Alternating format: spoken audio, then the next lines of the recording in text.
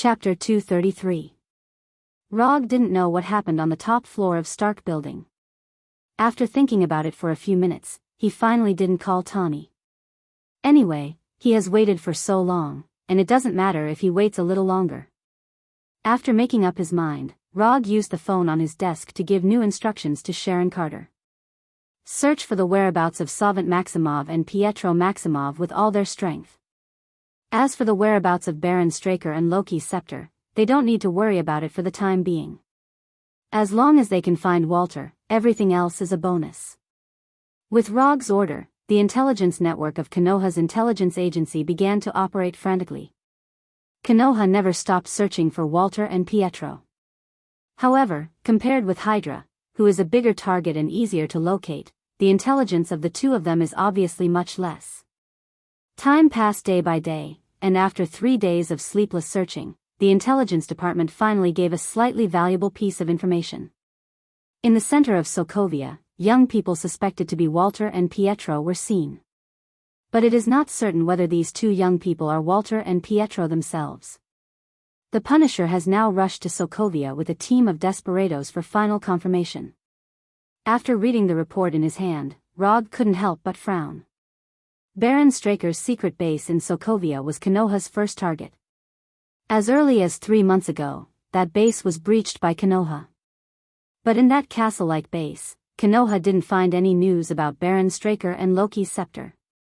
Even slightly high-tech energy weapons were not found, let alone information about the Human Enhancement Project. He thought that Baron Straker had moved the research base elsewhere, but now it seems that Baron Straker has more than one base in Sokovia. If Baron Straker's research base was in another country, Walter and Pietro would not have appeared in Sokovia at this time, especially when Konoha's intelligence department is searching for them all over the world.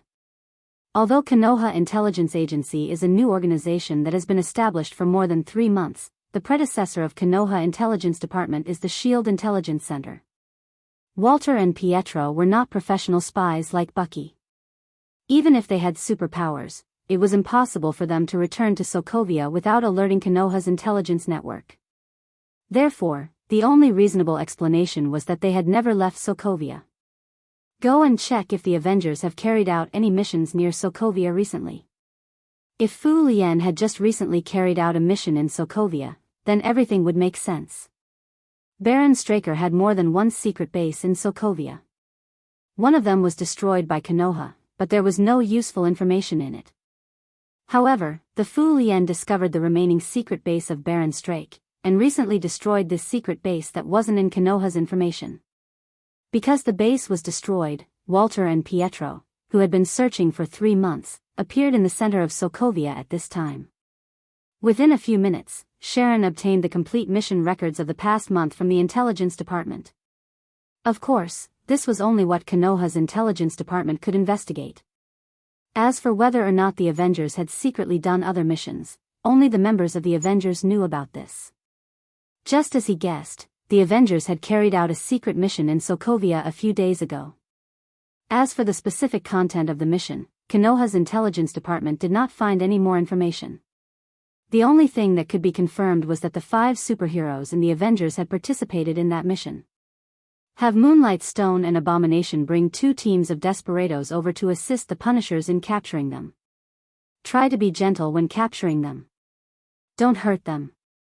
After looking at the time of the Avengers operation, Rog could basically confirm that it was Walter and Pietro who had appeared in Sokovia. Sharon passed down Rog's order. However, not long after Sharon left the office, Rog's private phone rang. This was the private phone he had always used. Other than a few people who were close to him, not many people knew his number. The number that appeared on the screen was a number he had never seen before. Mr. Rog. Mr. Stark is in danger. Please, take care of Mr. Stark. Rog was no stranger to the voice on the phone. It was Jarvis's voice. However, compared to the previous Jarvis, the current Jarvis seemed to have a system failure. He spoke intermittently. What happened? Ultron. Ultron. Before Jarvis could finish speaking, the phone was hung up. If it were anyone else, they might be confused. However, for Rog, who had seen the future, Jarvis had given him enough information. Under his changes, the future of this world had changed a lot, but Tawny still managed to get Ultron out in the end. Was this the so-called self-healing ability of fate? After Jarvis hung up, Rog sighed helplessly and dialed Tawny's number. In any case, he and Tawny were still friends. If he could help, he would help. However, just a few seconds after he dialed the phone, his mobile phone suddenly lost signal, and then completely crashed. Is this an invasion? After hearing the name Ultron, Rog knew that this time things would not be so simple. But what he didn't expect was that Ultron's reaction would be so fast. This kind of enemy who can make full use of the internet is really annoying. Obviously, Ultron didn't just invade his mobile phone. A few seconds after his mobile phone crashed, the entire Konoha headquarters was invaded. All external contact methods were forcibly disconnected. The network was disconnected, the satellite couldn't be connected, and even the power supply system of the headquarters was cut off. The brightly lit Konoha headquarters was suddenly shrouded in darkness. The emergency lights became the only light source in the headquarters. Sama, we are under attack. Sharon Carter came to the office for the first time, and the document in his right hand turned into a pistol. Inform everyone that it is a temporary exercise. In addition, let Sky join the technical department to rebuild the system firewall. After the system is restored, contact the Punishers first and let them be careful of additional enemies. I'm going back to New York now, I'll leave this to you. After that, Rog took a deep breath, then connected to New York's Thor and directly left the base with the Flying Thunder God. Chapter 234. Rog has no interest in Ultron. Similarly, he has no interest in the genjutsu that combines J, Arc V, I, S and the Spirit Gem. In fact, he was only interested in Walter and the Soul Gem. After the Battle of New York, he left a permanent Flying Thor technique in the Stark building. But unfortunately, ever since he left behind the Flying Lightning God technique, he hadn't come to Stark building even once. After the Flying Thunder God, he came to the Stark building in an instant and then saw the party held by Tawny. At this time, although he was not wearing the iconic Haori of the Fourth Hokage, he immediately attracted the attention of the audience when he arrived at the banquet hall. The Fourth Hokage, why is he here? The director of Konoha's intelligence agency actually came to the party held by the Avengers. Interesting. Is Konoha going to work with the Avengers? People whose hands are stained with the blood of innocents are not embarrassed to call themselves superheroes, hee.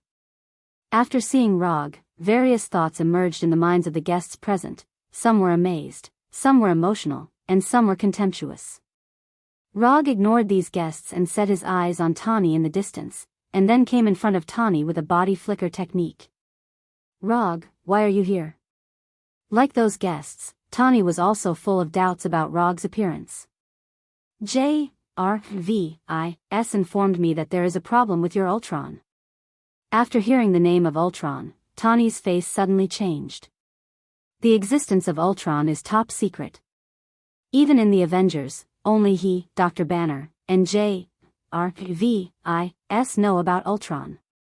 Rog knows about the existence of Ultron and came in person, which means that there is a real problem with Ultron. Wait a minute, I'll contact J, R, V, I, S. Although the relationship between Konoha and the Avengers is not good, the personal relationship between Tawny and Rog is quite good. And Tawny doesn't think that Rog will joke with him about Ultron. Tawny took out a phone that looked like transparent glass. Then, there was nothing else. Jarvis couldn't be contacted. No, it wasn't that he couldn't contact Jarvis, but that the phone in Tawny's hand had completely crashed. It was like a real piece of glass, and there was no response. Tawny, what happened? After seeing Rog's arrival, the captain of the American team noticed that something was wrong and immediately came to their side. There's a small problem, so we have to end the party early. Tawny didn't tell Captain America about Ultron, and now wasn't the time to explain it. Alright, I'll go inform the guests. Rog looked at Tawny and Rog with a complicated expression.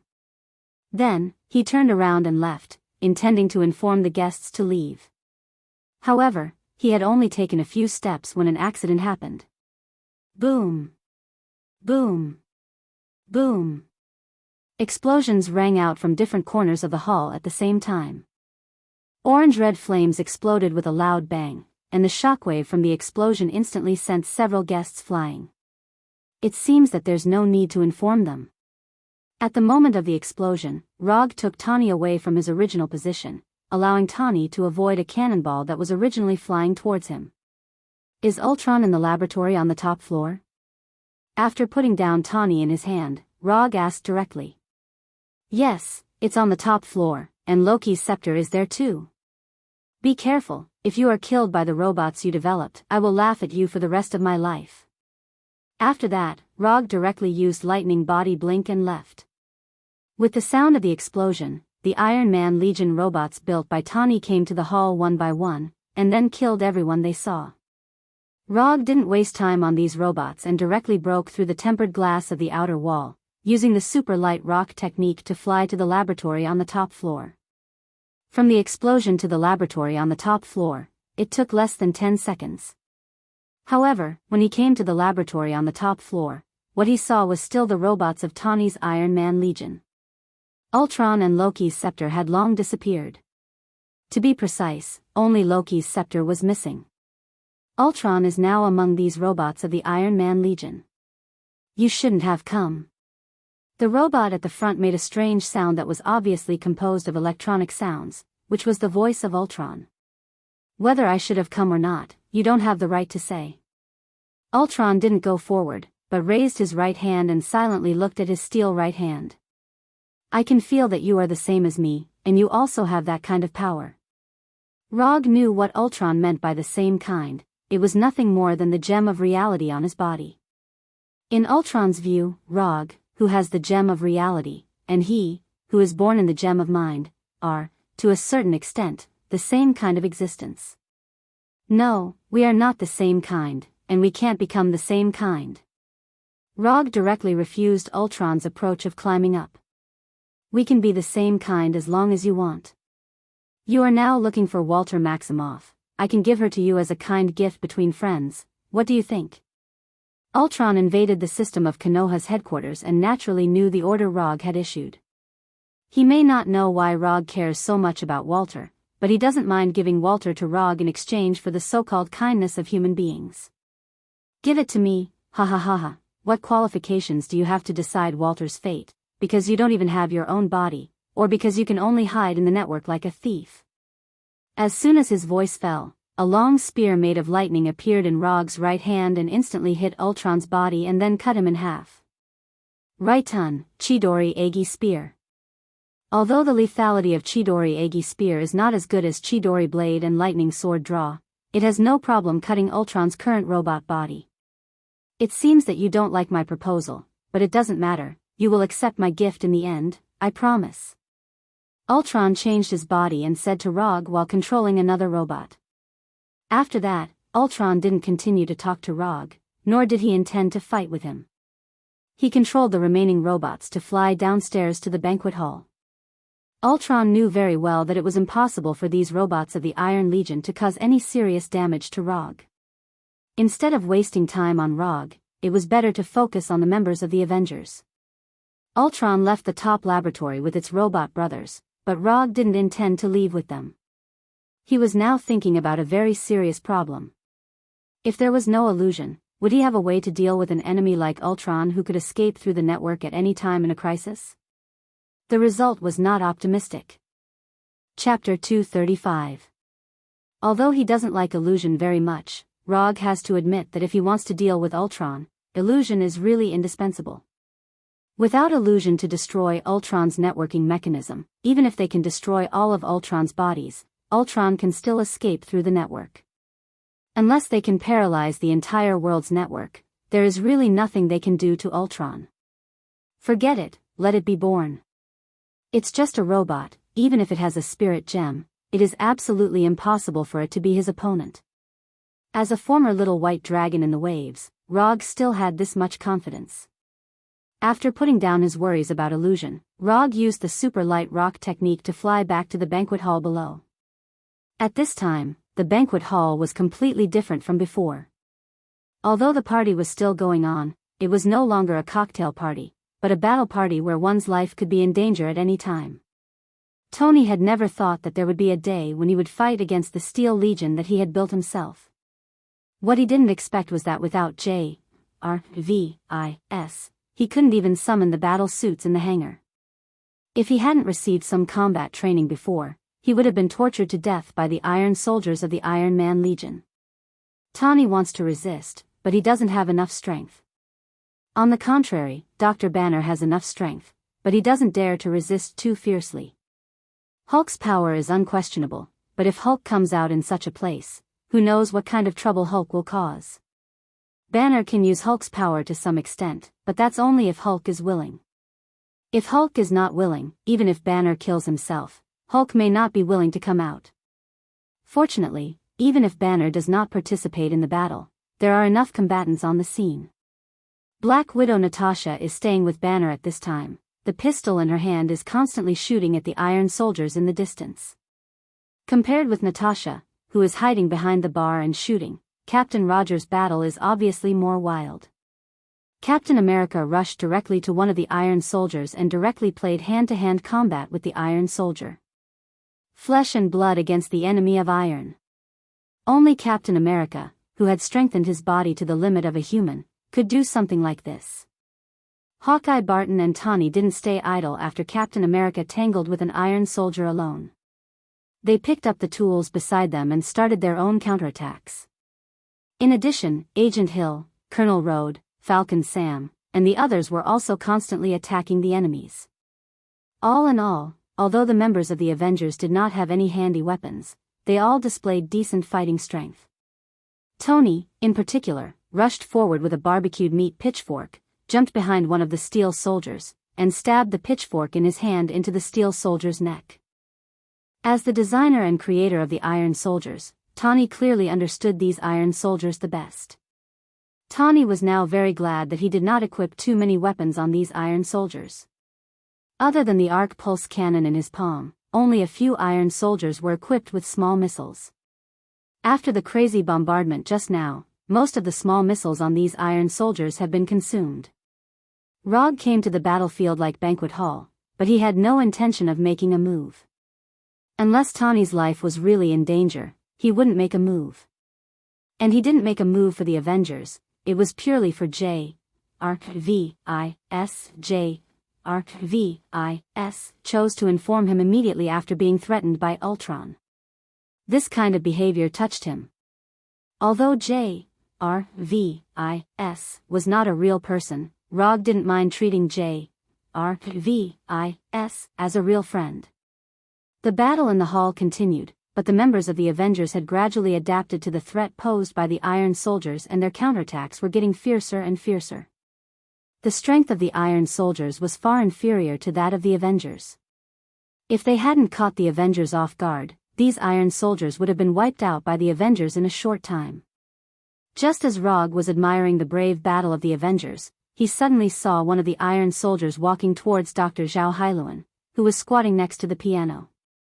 Dr. Zhao Hailuan was the only non-combatant present, and Dr. Zhao Hailuan was one of the key figures in the birth of Illusion. Without Dr. Zhao Hailuan's cradle of life, Illusion's body wouldn't have appeared at all. In addition, Dr. Zhao Hailuan was also a temperamental beauty with good looks and a good figure. Therefore, Rog raised his hand and unleashed a thunder palm. 5 or 6 lightning bolts gushed out of his palm and directly attacked the Iron Soldier in front of Dr. Zhao Hailuan. Boom! Without any suspense, the Iron Soldier hit by the thunder palm instantly exploded and turned into pieces of wreckage flying in all directions. Rog's move immediately attracted the attention of Ultron and the Avengers.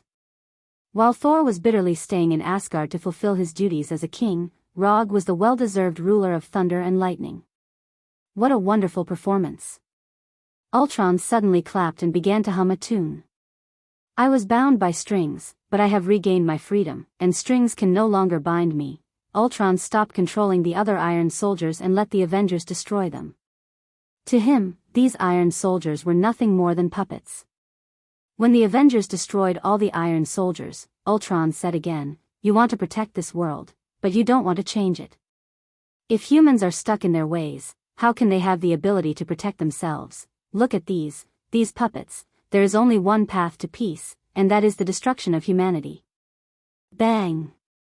As soon as Ao Chuang finished speaking, Rogers of the American team threw out the iconic shield in his hand, shattering Ao Chuang's not-so-sturdy body. Ultron left, using his cheat-like networking mechanism to leave. No one knew where Ultron would go.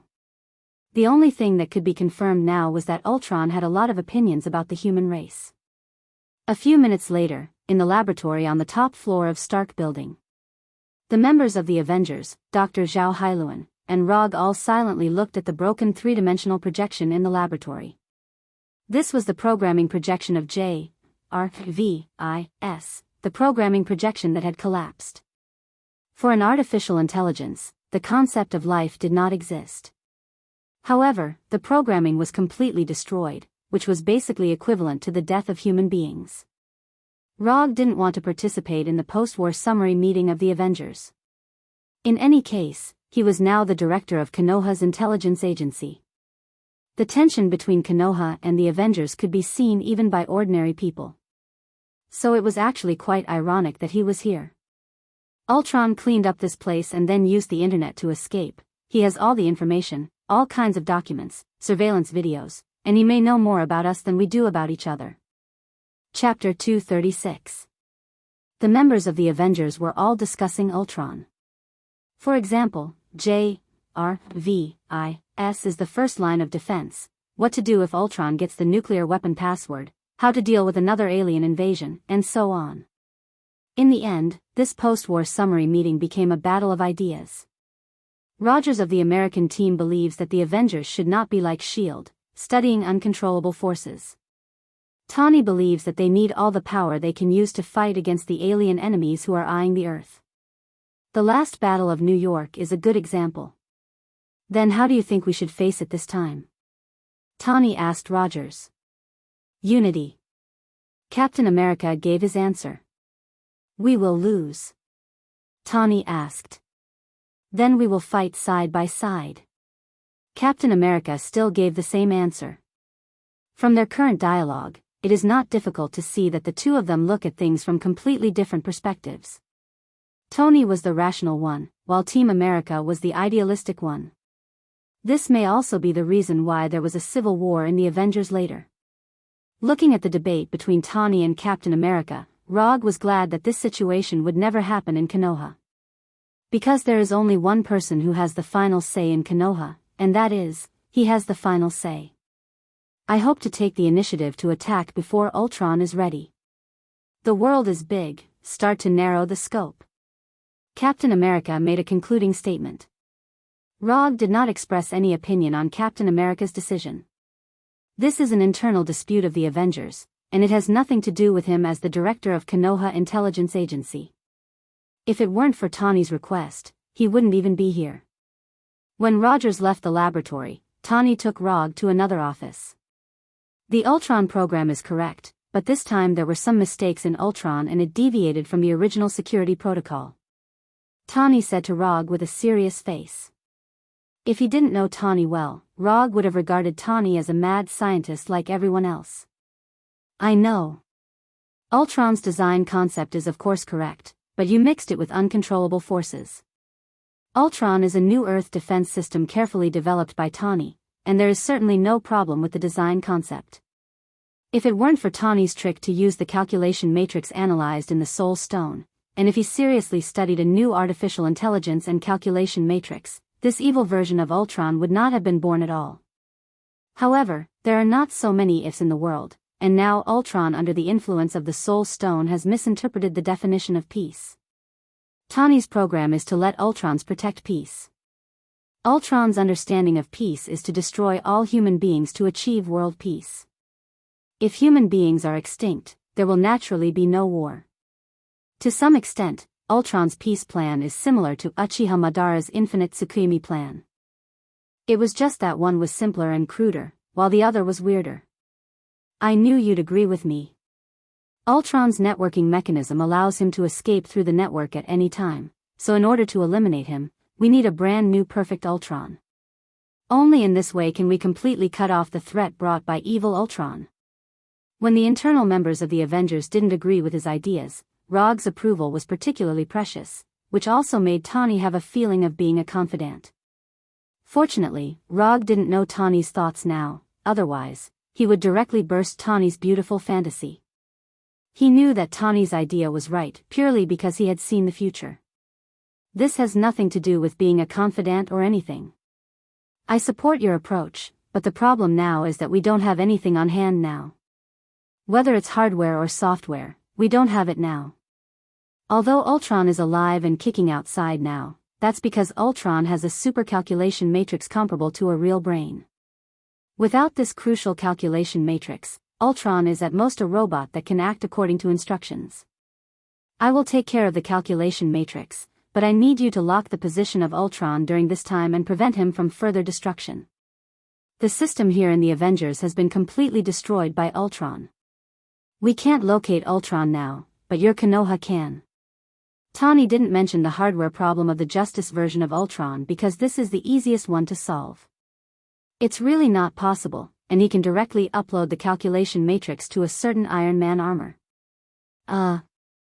Konoha can't locate Ultron now. Not long after J.R.V.I.S. informed me, Ultron invaded Konoha's headquarters. The situation here in Konoha will not be much better than in the Avengers. After listening to Rog's explanation, Tawny realized how serious the problem was now. They had become accustomed to the convenient life brought by the internet.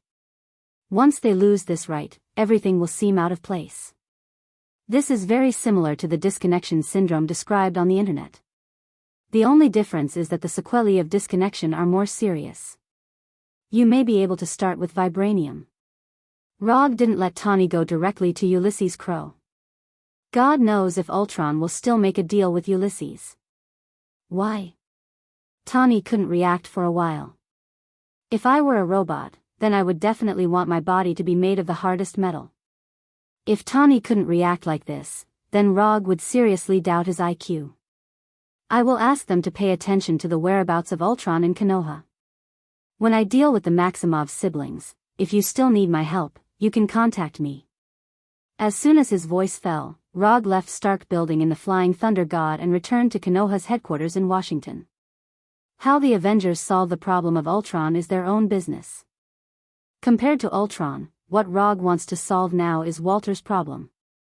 The Walter siblings don't have a good impression of Tawny at all. If Ultron comes to them at this time, they don't have to think about what will happen. So Rog decided to remove this potential threat in advance. Ultron will return to the Avengers, Walter will belong to him, and everyone will take what they need. When Ultron finally intends to cause a world-ending disaster, he will stop Ultron according to the situation.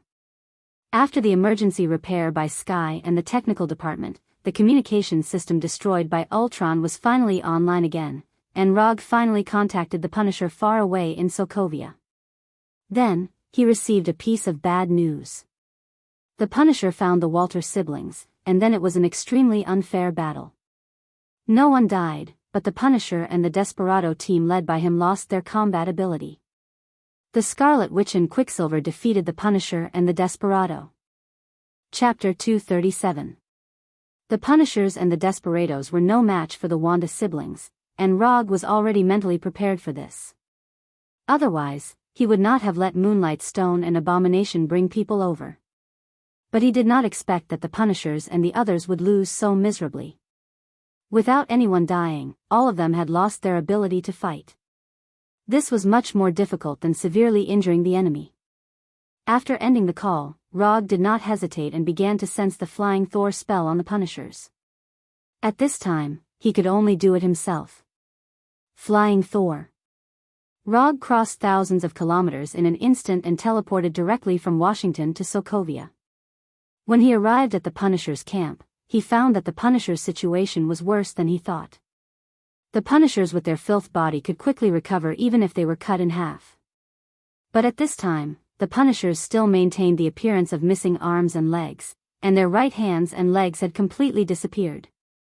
The recovery effect of the filth body did not disappear, but the recovery effect was weakened to an unimaginable extent.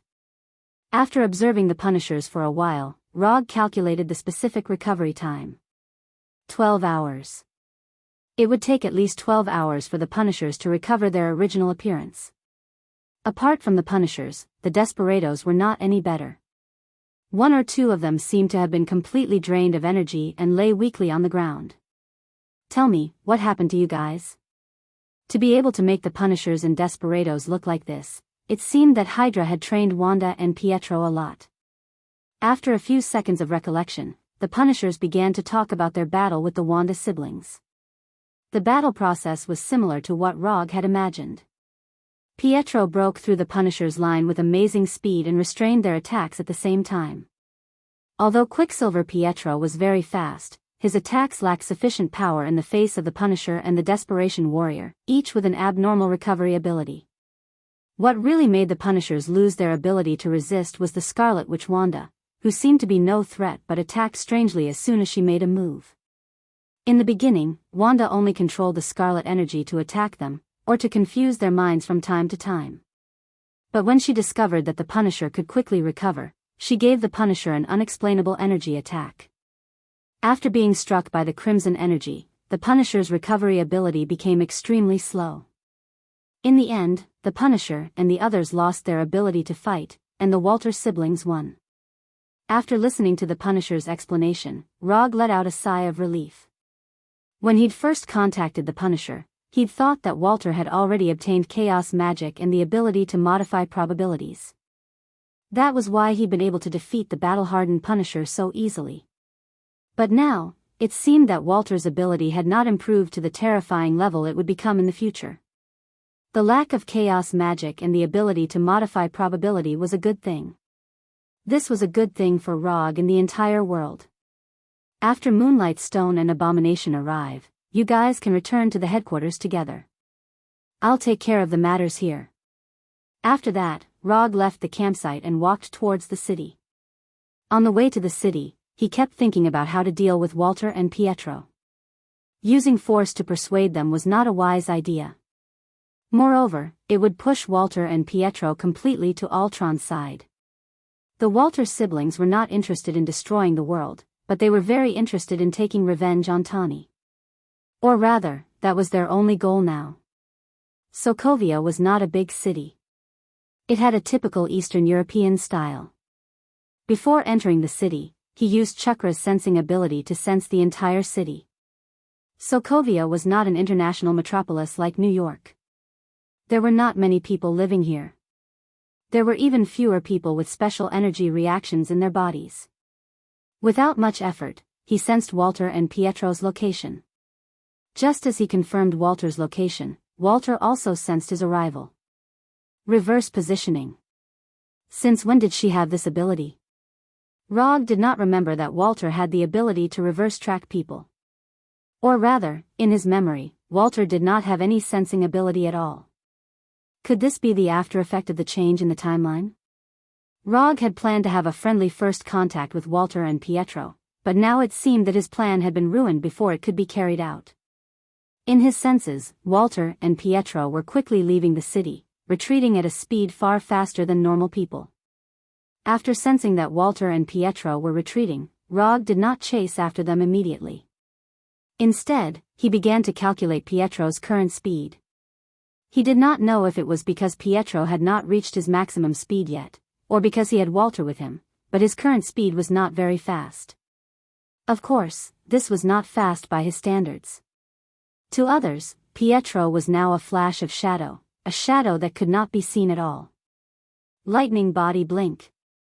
After confirming Pietro's current speed, Rog immediately used lightning body blink. He disappeared in an instant, leaving only a few weak silver electric currents behind. Lightning body blink was not a ninjutsu suitable for long-distance attacks, but at a time like this, it was one of Rog's best choices.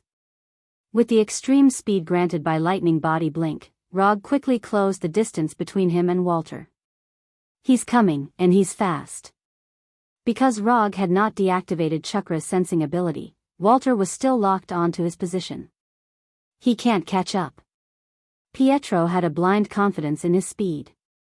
Even with Walter on his back, he did not think that he would lose to anyone in terms of speed. However, his confidence was soon challenged. With lightning body blink alone, Rog could not catch up with Pietro in a long-distance attack. However, lightning body blink was not his only means. Lightning release chakra mode. Silver-white lightning and light blue chakra instantly enveloped Rog's body, further increasing his already shocking speed. At this time, Rog was like a bolt of blue lightning, quickly approaching Pietro. Then, he walked side by side with Pietro. Compared to my speed, you are still too young. Pietro did not expect Rog to be able to get close to him in just a few seconds. What shocked him even more was that he could clearly see that Rog had not used all his strength yet. They were now faster than the speed of sound, and sound could not be transmitted, so Rog could only signal Pietro to stop. Chapter 238. After seeing Rog's gesture, Pietro not only had no intention of stopping, but he began to accelerate further, trying to get rid of Rog completely. Roger couldn't help but be taken aback when he saw how Pietro was squeezing out his own potential as if his life depended on it. What's wrong with young people nowadays? Are they so competitive? Although he thought so in his heart, his body consciously followed her. Whether it's speed or endurance, he has never been afraid. In the past, he also relied on his speed to become a ninja. Although he has mastered more and more ninjutsu, his fighting style has become more and more violent. However, speed had always been his forte. It has always been me who uses speed to get rid of others. No one has ever been able to get rid of me with speed. Rog once again increased the output of chakra, and in the blink of an eye, he caught up with the accelerated Pietro. Whether it's Pietro or Walter, they are far from reaching the limit of their abilities. In other words, they are just children who have just awakened their abilities. Although it's a bit unkind to bully children, it depends on who the child is. Since mastering the ability to move at high speed, it's the first time Pietro has met an enemy like Rog who also has the ability to move at high speed. For a long time, Hydra's combat training for him was based on the premise that his speed was far superior to the enemy's. This also directly led to Pietro not knowing how to deal with Rog, whose speed was no worse than his own. So, he instinctively chose to keep running. Run faster. Just a little faster. Be faster. Pietro, with Walter on his back, ran like a crazy bullet out of a gun. He didn't know where he was going, and he didn't know how long he had to run. The only thought in his mind now was to run until the end of time, run until he completely got rid of Rog. However, he soon found that no matter how fast he accelerated and how hard he tried, Rog was like his shadow, always following him. Pietro started to really play with his life. In the beginning, Pietro would leave a flash of silver light in people's eyes. But now, his speed had completely exceeded the limit of what the human eye could capture. Under the immense pressure brought about by Rog, Pietro broke through his original speed limit and entered an even faster realm. At this time, Pietro felt as if he had entered a slow-motion world. Everything in the world had slowed down. The dancing insects seemed to be frozen in the air, and the water droplets dripping from the tips of the leaves also stopped in the air. This feeling of the entire world slowing down gave him a strange experience that he had never experienced before. He also realized that Walter, who was on his back, seemed to have become a motionless puppet. It did not blink or breathe like a normal person should. In this world that seemed to have slowed down thousands of times, he found that other than himself, only Rog, who was next to him, was still normal. Are you surprised? Are you surprised? Speed is relative. When one's speed broke through a certain limit, one could enter the strange slow world.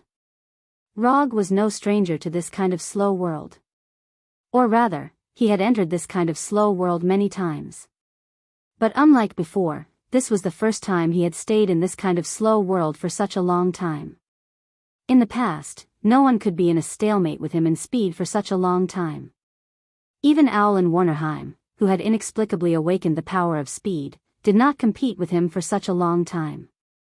After Rog gestured for Pietro to stop for the second time, Pietro finally began to slow down.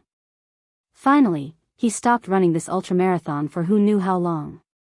After stopping, Pietro put Walter down and put his hands on his knees, panting heavily. This was definitely the craziest run he had ever run in his life. He even felt that his heart was about to stop working. Compared to the exhausted Pietro, Rog was clearly in a much better state. Other than breathing a little faster and using chakra a little more, he did not change much. Bang! 3 clouds of white smoke appeared in front of Rog. The moment the smoke exploded, Pietro and Walter became extremely nervous. Don't be so nervous. After the smoke dissipated, 3 bottles of mineral water floated in the air. When the mineral water was about to fall to the ground under the influence of gravity, Rog first threw 2 bottles to Pietro and Walter, then grabbed the last bottle. Drink it. This is ordinary mineral water from the supermarket. It's not poisonous. Seeing that Pietro wanted to drink but did not dare to, Rog explained. After hesitating for a few seconds, Pietro finally opened the bottle in his hand and drank the whole bottle in a few gulps. Walter had no idea what was going on. Her memory was still stuck at the time before Pietro entered the slow world. Without high-speed thinking, she could not detect the existence of the slow world. To her, the slow world was a world that did not exist.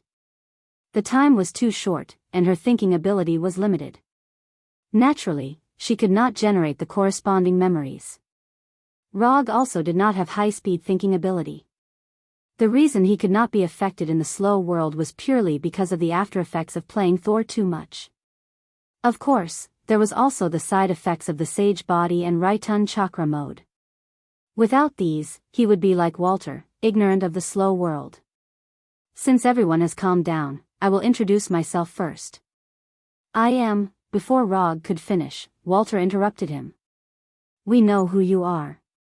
Yondaime Hokage Rog, former member of the Avengers, the current director of Konoha's intelligence agency, a good friend of the war merchant Tony Stark. Although Walter's tone was a bit cold, for some reason, the image that appeared in Rog's mind was a little girl pretending to be an adult. This introduction is so simple, bah. This introduction is so round, no. This introduction is so complete, yes, complete, very complete. After suppressing the messy thoughts in his mind, Rog's normal thinking finally came back. Since you all know, then I'll be straightforward. I am very optimistic about the two of you. If you are interested, I intend to invite you to join Konoha's intelligence agency. Also, although my personal relationship with Tani is not bad, I personally strongly condemn Stark Industries' previous behavior of selling weapons. I am a lover of peace. Strictly speaking, Rog is indeed a lover of peace. It's just that the standard of peace in his mind may be somewhat different. Chapter 239.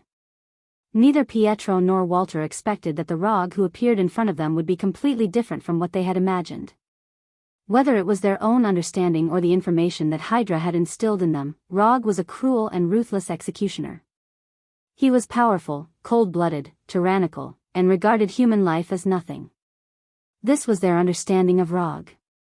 But obviously, the Rog who appeared now was very different from the Rog they had imagined.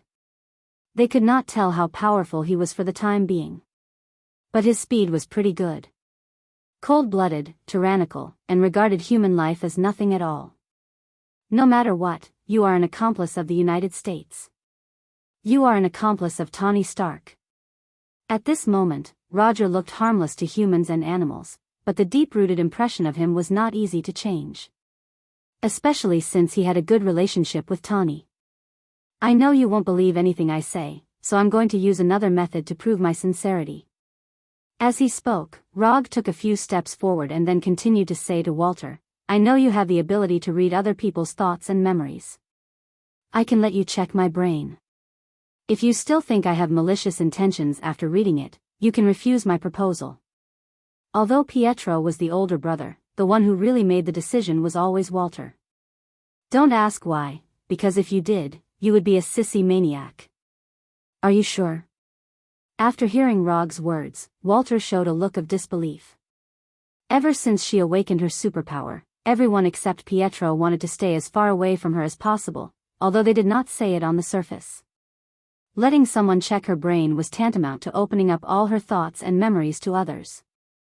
No one would like this feeling. Even a couple who loved each other until the end of time would not like the feeling of having all their secrets explored. Weirdo, he was a weirdo. Looking at Rog's handsome face full of sincerity, Walter suddenly had a strange feeling. Although he could rely on his face to make a living, Rog still preferred to rely on his talent and sincerity to communicate with others. Getting Walter to check his mind was something he had prepared for a long time. As early as 3 months ago, he had been preparing for this matter. As a transmigrator, he naturally had many secrets that only he knew. Regardless of whether it was his transmigration, the system, or the events in the future, they were all things that he could not let others know about. However, in order to gain Walter's trust, he decided to take a risk.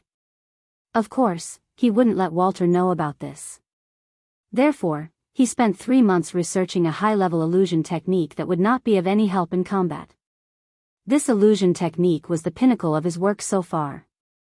Even the spiral electromagnetic cannon couldn't compare to the difficulty of this illusion. Illusion, memory seal. He used illusions to completely seal away certain memories. This illusion could be used on himself or others. The duration of the seal could also be controlled. At its longest, it could last until the victim died. At its shortest, it could last a few minutes or a few hours. To use this illusion, apart from being extremely proficient in illusions, one also had to use the eye power of the Sharingan to the limit. Even with his current eye power, he would need 3 days to recover his eye power after using it once. Moreover, he couldn't use any other Sharingan illusions during these 3 days. The high difficulty of cultivation, coupled with the high consumption of eye power, naturally brought about the perfect results. He had tested this illusion on many people, and none of them had failed. Moreover, no one had noticed anything. Gwen, Sky, Moonlight Shkala, Sharon Carter, the results of the test were perfect, but this might also have something to do with the fact that they weren't proficient in spiritual power. As for whether this illusion could fool Walter, he wasn't completely sure. This was the only thing he had to take a risk on now. However, considering his beautiful life in the future and the power of the Manjiki Sharingan and Susanoo, he decided to take the risk. Even if Walter really did notice, he could still get rid of Walter's detection immediately. Under Walter's gaze, Rog walked up to her step by step. At the same time, he used the memory seal on himself. The moment he came in front of Walter, the memory seal took effect and sealed all the secrets he wanted to hide. At this moment, everything about transmigration, the system, the future timeline, and so on completely disappeared from his mind. At the same time, his memories before transmigration and everything related to the memory seal were also sealed. Therefore, when he came in front of Walter, he had a confused expression. He felt like he had forgotten something, but he couldn't remember what he had forgotten. He couldn't even be sure if he had forgotten anything. "You. What's wrong?" Walter asked after seeing the confusion on Rog's face. "Nothing. You can start any time." Letting Walter check his mind wasn't within the memory seal's range, so he clearly remembered what he was doing. Walter reached out her hands and stopped near Rog's temples. Crimson energy started entering his brain. Due to the angle, Rog, who had lowered his head slightly, was able to see a beautiful scene. Those messy thoughts once again surfaced in his mind. However, not long after these thoughts surfaced, he forcefully suppressed them. *T, Walter can see my thoughts now. Walter had only wanted to check Rog's true thoughts, such as whether he really trusted her and why he had come to find the siblings. However, the thoughts that appeared in Rog's mind occupied most of his thoughts. Therefore, Walter also saw those thoughts immediately. Ouch. Pain, pain, pain. Rog didn't know if Walter did it on purpose or if she didn't control it well enough, but he suddenly felt a severe headache. It was so painful that he couldn't help but gasp. Fortunately, this intense pain came and went quickly. Within a few seconds, the pain that made his scalp numb disappeared. 20 to 30 seconds later, Walter finally finished checking Rog's mind. Then, she quietly took a few steps back and pulled her jacket forward. "Girl, do you have to do this?" Although Walter didn't say anything, her actions were clearly done for Rog to see. That kind of scene appeared right in front of him. If he closed his eyes and didn't look, wouldn't that be even worse? After sighing in his heart, Rog spoke again. You saw my sincerity. If you still think that I have ulterior motives, if you still think that I'm not trustworthy, then I can't do anything about it. This was the most suitable solution he could think of.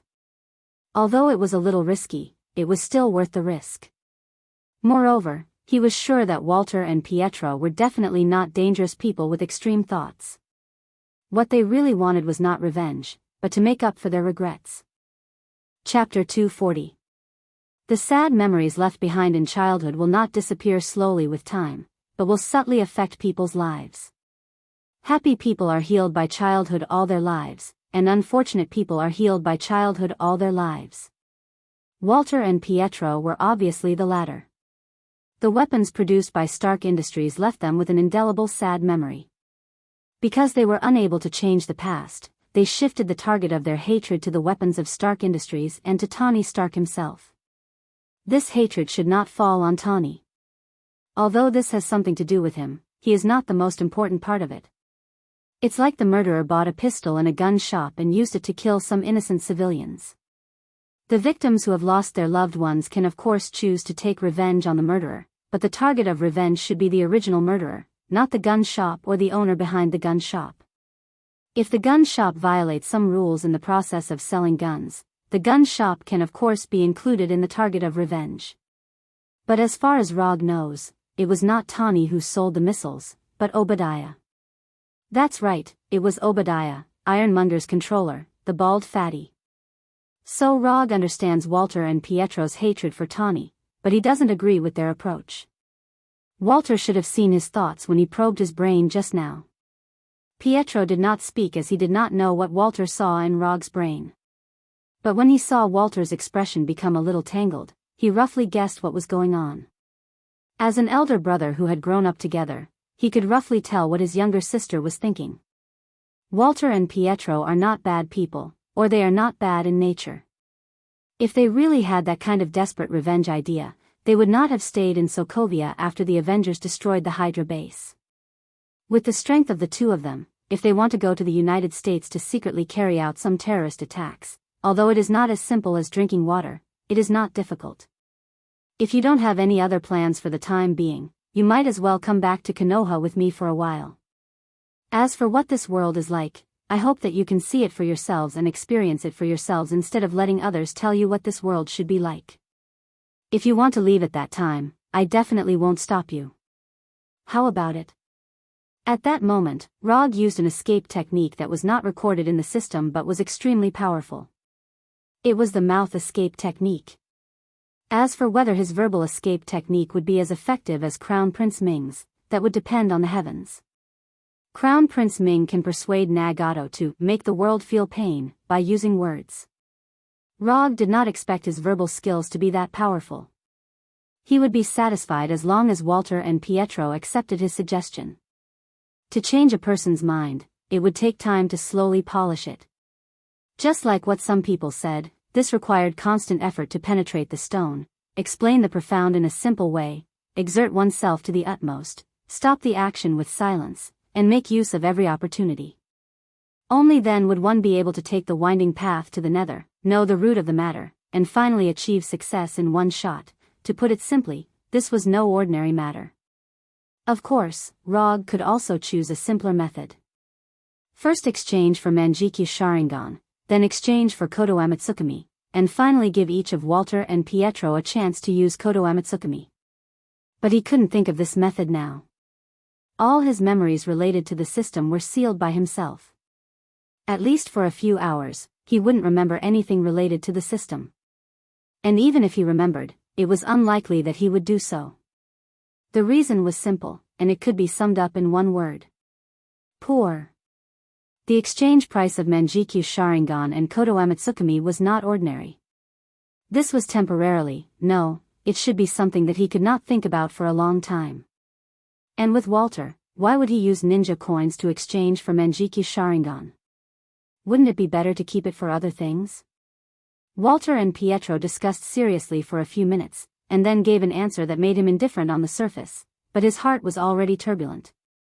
They agreed to Rog's proposal and were willing to go back to Konoha with him for a while.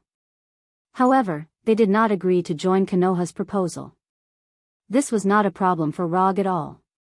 Joining Konoha was not the point at all. Since you have decided, let's go back now. After that, Rog came directly in front of the two of them and put his hands on their shoulders. Don't be nervous, we will be there in the blink of an eye. Roger noticed Walter's trembling body, so he explained, that's right. Flying Thor Jutsu. After connecting to the Flying Thor Jutsu at Konoha's headquarters, Rog took Walter and Pietro across thousands of kilometers in an instant and directly returned to his office in Konoha. Here is Konoha. I will arrange a place for you to live and give you permission to go to any area. The information and items that would be left in Konoha's headquarters were not important to Rog, so he didn't have to worry about Walter and Pietro seeing or finding something that they shouldn't see. After receiving Roger's notice, Sharon Carter, who was wearing a professional office lady suit, walked in. However, the moment Walter saw Sharon Carter, Rog noticed that Walter's expression seemed to have changed. She didn't see those memories just now, did she? Rog suddenly felt guilty. However, as an elite who had been on the battlefield for a long time, he certainly wouldn't panic because of such a small matter.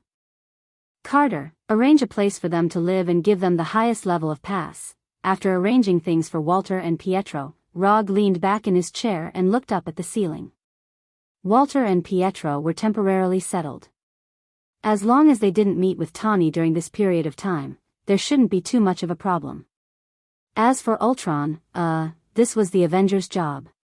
When the Avengers couldn't handle it, Konoha could intervene. Since that was the case, there was only one main task left for him to do. Activate his Manjiki Sharingan. After waiting for so long, it was time to upgrade the parts. However, before activating the Manjiki Sharingan, he still needed to make some additional preparations. And for some reason, he always felt that he seemed to have forgotten something very important, but he couldn't remember what it was at all. Strange. Did his memory deteriorate recently? Chapter 241. It wasn't until the next day that the effect of the memory seal finally disappeared, and Rog, who had been wondering if he had aged prematurely, breathed a sigh of relief. For the next few days, he basically accompanied Wanda Pietro to experience the real world. During this time, Pietro didn't give up and had another speed competition with him. This time, he didn't use Raiton Chakra mode to bully Pietro, but used the simpler and more violent Flying Thor. After quietly leaving a Flying Thor on Pietro's body, he easily won the competition, and at the same time, planted a deeper psychological shadow in Pietro's heart. In general, these days were more relaxed and happy, and Walter and Pietro trusted him more. Except for some unpleasant episodes when Sky and Walter met for the first time, everything else was under Rog's control. Of course, in these days, he didn't forget to ask the intelligence department to search for information about Ultron. An intelligent robot that wanted to destroy human beings was still alive and kicking outside, which was always a bad thing. However, he didn't spend too much time on Ultron, but mainly on Walter. In order to use Walter's ability to awaken the Manjiki Sharingan, he needed to let Walter know in advance about his plan to awaken the Manjiki Sharingan. Otherwise, Walter might not cooperate with him on this plan that looked like self-harm. This preparation process took him a lot of effort. Several times, he even almost forced himself to seal his own memory seal again. Although it was more difficult than he thought, he finally completed the preparation. Late that night, after completing the preparation, Rog took Walter to his private training room. In the whole of Konoha, only he had the authority to enter this training room. Even Sky, who developed the headquarters system, didn't have this authority. There was nothing special about the training room, except that it was big enough, about the size of a football field. Moreover, unlike other training rooms, this one was set up 10 meters underground. I've told you what to do in the past few days, just wait and do it. Rog looked at Walter in front of him calmly, and his tone was serious. Awakening the Manjiki Sharingan is not an easy task. Although he had studied this plan in detail for a long time, no one could guarantee that he would be able to successfully activate the Mangekyo. Yes. Walter replied solemnly. Then let's begin. Roger sat on the floor of the training room as if he was meditating. Then, he took a deep breath. When Rog closed his eyes, Walter came behind him and placed his hands on both sides of his head. Strange crimson energy appeared in Walter's hand and slowly entered Rog's head. A few minutes later, the crimson energy in Wanda's hand gradually disappeared. Walter had already done what he needed to do. The rest was up to Rog. Looking down at the motionless Rog, Wanda hesitated for a few seconds before leaving the training room. As soon as Walter stepped out of the training room, the 10-centimeter thick alloy door closed slowly, sealing the training room completely. On the way back to his room, Walter looked up at the surveillance camera in the hallway and smiled meaningfully. Sky, who was in his room, saw Walter's smile through the surveillance screen. He snorted in dissatisfaction and turned off the screen. Roger did not ask Walter to create any scenes of the death of his beloved. He only asked Walter to trigger and magnify the negative emotions in the depths of his instincts. Anxiety, anger, sadness, jealousy, fear, and other negative emotions in the depths of human nature were all stimulated by Walter's crimson energy. They kept magnifying and distorting. It was as if Rog had completely lost his ability to think. Intense negative emotions took over his mind, and he fell into an abyss of pain that belonged only to him. Time passed day by day. Without realizing it, Rog had already stayed in the training room for 5 days. In these 5 days, Sky wanted to open the door to the training room more than once to see if Rog was doing well. However, every time she came to the door of the training room, she would see the Punisher and Abomination waiting for her. Without his order, no one was allowed to enter the training room. This was the absolute order that Rog gave to the Punisher and Abomination. Of course, just in case, he also set a deadline for himself. 15 days. If he did not come out after 15 days, the Punisher and Abomination could let someone else in. Another 3 days passed as they waited anxiously. Just when everyone thought it was going to be another peaceful day, the door to the training room was suddenly opened. The one who opened the door was none other than Rog himself. After spending 8 whole days, he finally crawled out of that damned abyss of pain and regained his rationality. When the door to the training room opened, the first to react was not the Punisher and Abomination, but Sky, who would stay in front of the door for a long time every day. "Prepare food for me, I'm starving." Roger took the initiative to speak when he saw Sky's shocked expression. What he can be sure of now is that he has successfully upgraded his 3-Tomo Sharingan to Manjiki Sharingan. But what's embarrassing is that he still doesn't know what his Manjiki Sharingan looks like. The reason is simple: he doesn't have enough chakra to open his Manjiki Sharingan. Although this seems a bit funny, it really happened to him. More than half an hour later, after eating his first meal in 8 days and taking a good bath, Kuroto came to the bathroom mirror wrapped in a bath towel. After carefully looking at himself in the mirror, Kuroto took the initiative to open his Manjiki Sharingan for the first time. Every Manjiki Sharingan has its own unique lines, and Rog's is of course no exception. At the first second when he saw his Manjiki Sharingan, he even wondered if he was seeing things. In general, his Manjiki Sharingan is very similar to Uchiha Itachi's Manjiki Sharingan, if you ignore the 2 concentric circles of different sizes. After carefully looking at his Manjiki Sharingan, Rog couldn't help but frown. No matter how you look at it, this Manjiki Sharingan is improved on the basis of Uchiha Itachi's Manjiki Sharingan. Don't think that I can't recognize it by adding 2 circles. At this moment, Kuroto began to doubt whether the 3-Tomo Sharingan that he exchanged by the system would have familiar lines after opening. Chapter 242. After temporarily putting aside the ridicule of Manjiki Sharingan, Rog focused his attention on the dojitsu of Manjiki Sharingan. Every Manjiki Sharingan awakens a powerful dojitsu. Depending on the actual situation of the eye-opener, the dojitsu awakened by Manjiki Sharingan will also be different.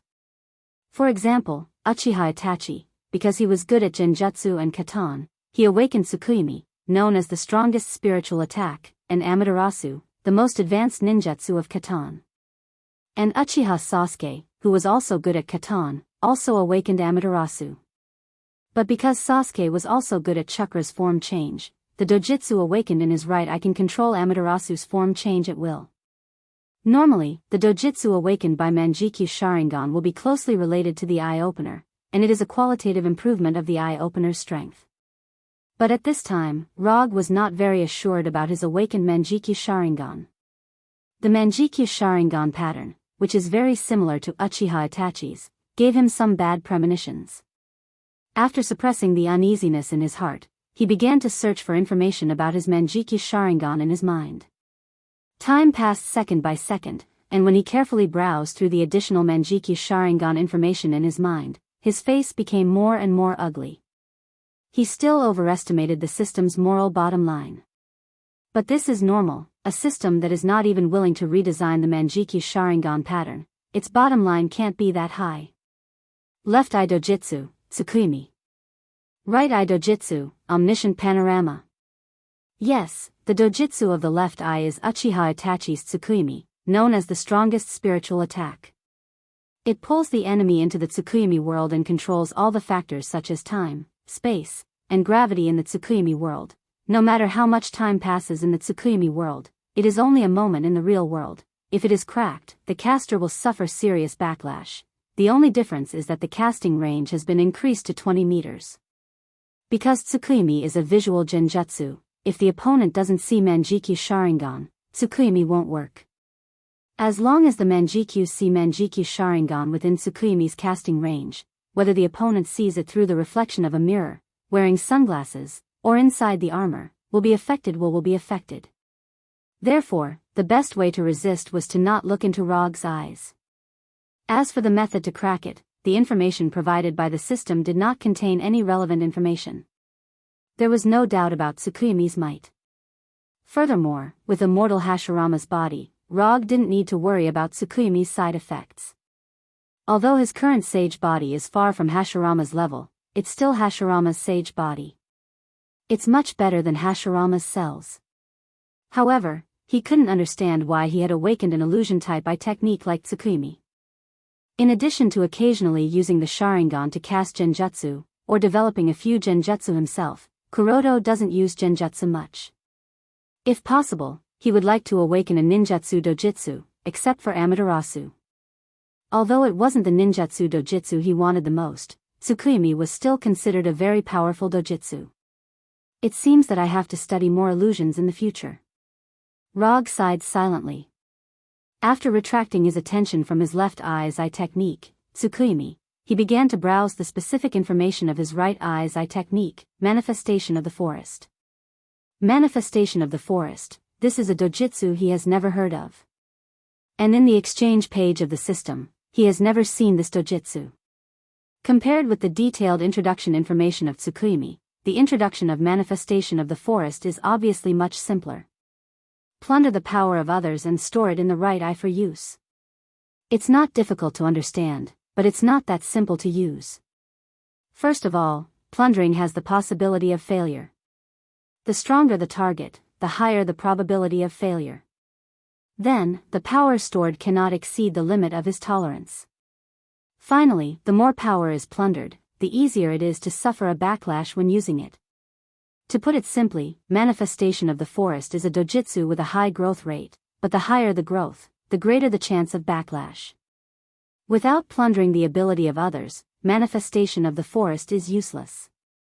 If he plundered too many abilities, it would also endanger the caster. This is a very typical double-edged sword ability. If it's not done well, it can easily endanger the caster's own safety. After failing to get the prize he wanted twice in a row, Rog sighed again. But in any case, he has completed the small goal of opening Manjikyu Sharingan, and he has obtained 2 pretty good dojutsu. More importantly, after opening Manjikyu Sharingan, he finally has the qualifications to open Susanoo. Unlike dojutsu, which is an ability that is given upon opening the Manjikyu Sharingan, Susanoo is a ninjutsu that requires continuous practice to improve. At first, it only has the initial form of arms and ribs, gradually increasing the skeleton, flesh, armor, legs, until the final complete form. Opening a Gundam is one of his ultimate dreams that he has long determined. Now, he finally has the qualifications to gradually realize his dream. Yes, he just has the qualifications to do so. Due to some unavoidable factors, he can't even use the most basic initial form. After all, he has just opened Manjiki Sharingan.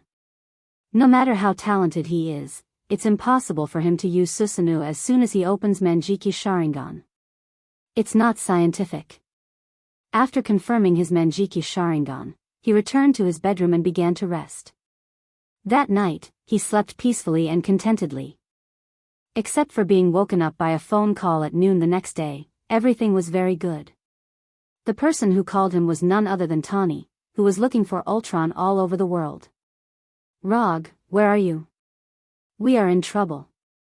As soon as the phone was connected, Tawny's voice came over, and from the background, he heard some very fierce explosions. "Calm down. Tell me, what kind of trouble are you in?" Although Tawny's voice sounded a little urgent, Rog didn't think that they would encounter any big trouble. Banner is out of control, and he is crazily destroying Seoul. Barton and Natasha are seriously injured and have completely lost their combat ability. Now it's just me and Roger. Tawny said quickly. While he was talking, there were continuous explosions coming from his side. "If you have time now, you'd better come over as soon as possible. This place is worse than New York. Damn it, they are coming again." After saying that, Tawny hung up the phone. Rog looked at the phone in his hand with a dumbfounded expression, and his mind was full of questions. Banner is out of control? The situation in Seoul is worse than New York? Shouldn't Ultron be working on the Justice from Heaven peace plan? How come there is such a big battle in Seoul? What happened in the past few days? Chapter 243. More than half an hour later, in his office, Rog finally roughly figured out the current situation in Seoul. One word can perfectly describe it: chaos. Although he didn't know what Ao Chuang and the Avengers were doing in Seoul, according to the feedback from the intelligence department and the real-time monitoring images from the satellite, he saw a scene that only appeared in a sci-fi movie. Robots firing lasers were flying all over the sky, the people were in a mess, and explosions sounded everywhere in the city, collapsed buildings, panicked crowds, warlike scenes were constantly playing out. "Sir, the fighter jets are ready, and the desperados are ready to go." Sharon Carter, wearing a light gray office suit, stood next to Rog and slowly reported. "Don't worry." Rog picked up the phone and dialed Tawny's number. "It takes at least 10 hours to fly from the capital to Seoul, even if they take a Quinjet. With such a long flight time, it would be too late by the time they arrive. I gave you a kunai before, do you have it with you now?"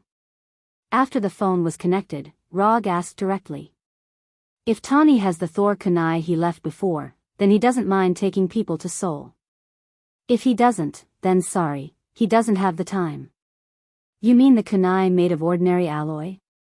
"I don't have it, I'm not a ninja, why would I have it?" Tawny immediately gave an answer. "Sorry, I can't help you, I'm in the capital now, I can't rush over." After that, he directly hung up the phone, and then said to Sharon Carter, "Tell the desperados to disband. This is the trouble caused by the Avengers, let them deal with it themselves." As soon as Rog finished speaking, Tawny called. "I don't have your kunai with me, it's now on Veronica's satellite, I'll ask Veronica to send it over. You should come over as soon as possible, the situation here is more troublesome than I expected, Banner is really crazy." In the background of the fierce fighting, Tawny's voice sounded again. "You actually put the kunai I gave you on the satellite. You are really a genius. Alright, cut the crap. Come here as soon as possible." Tawny obviously didn't want to continue this topic with Rog, so he ended the call directly. "Ask Frank, Kara, Walter, and Pietro to come to my office." After ending the call with Tawny, Rog ordered Sharon Carter. When Sharon Carter temporarily left the office, he began to think about what kind of reward to ask from Tawny this time. The Thunder Secret Service team had already been disbanded, and there was no need for such heroic actions to gain the favor of the people. Similarly, Konoha's intelligence agency is now an organization with an official background, and it doesn't need the goodwill of the public.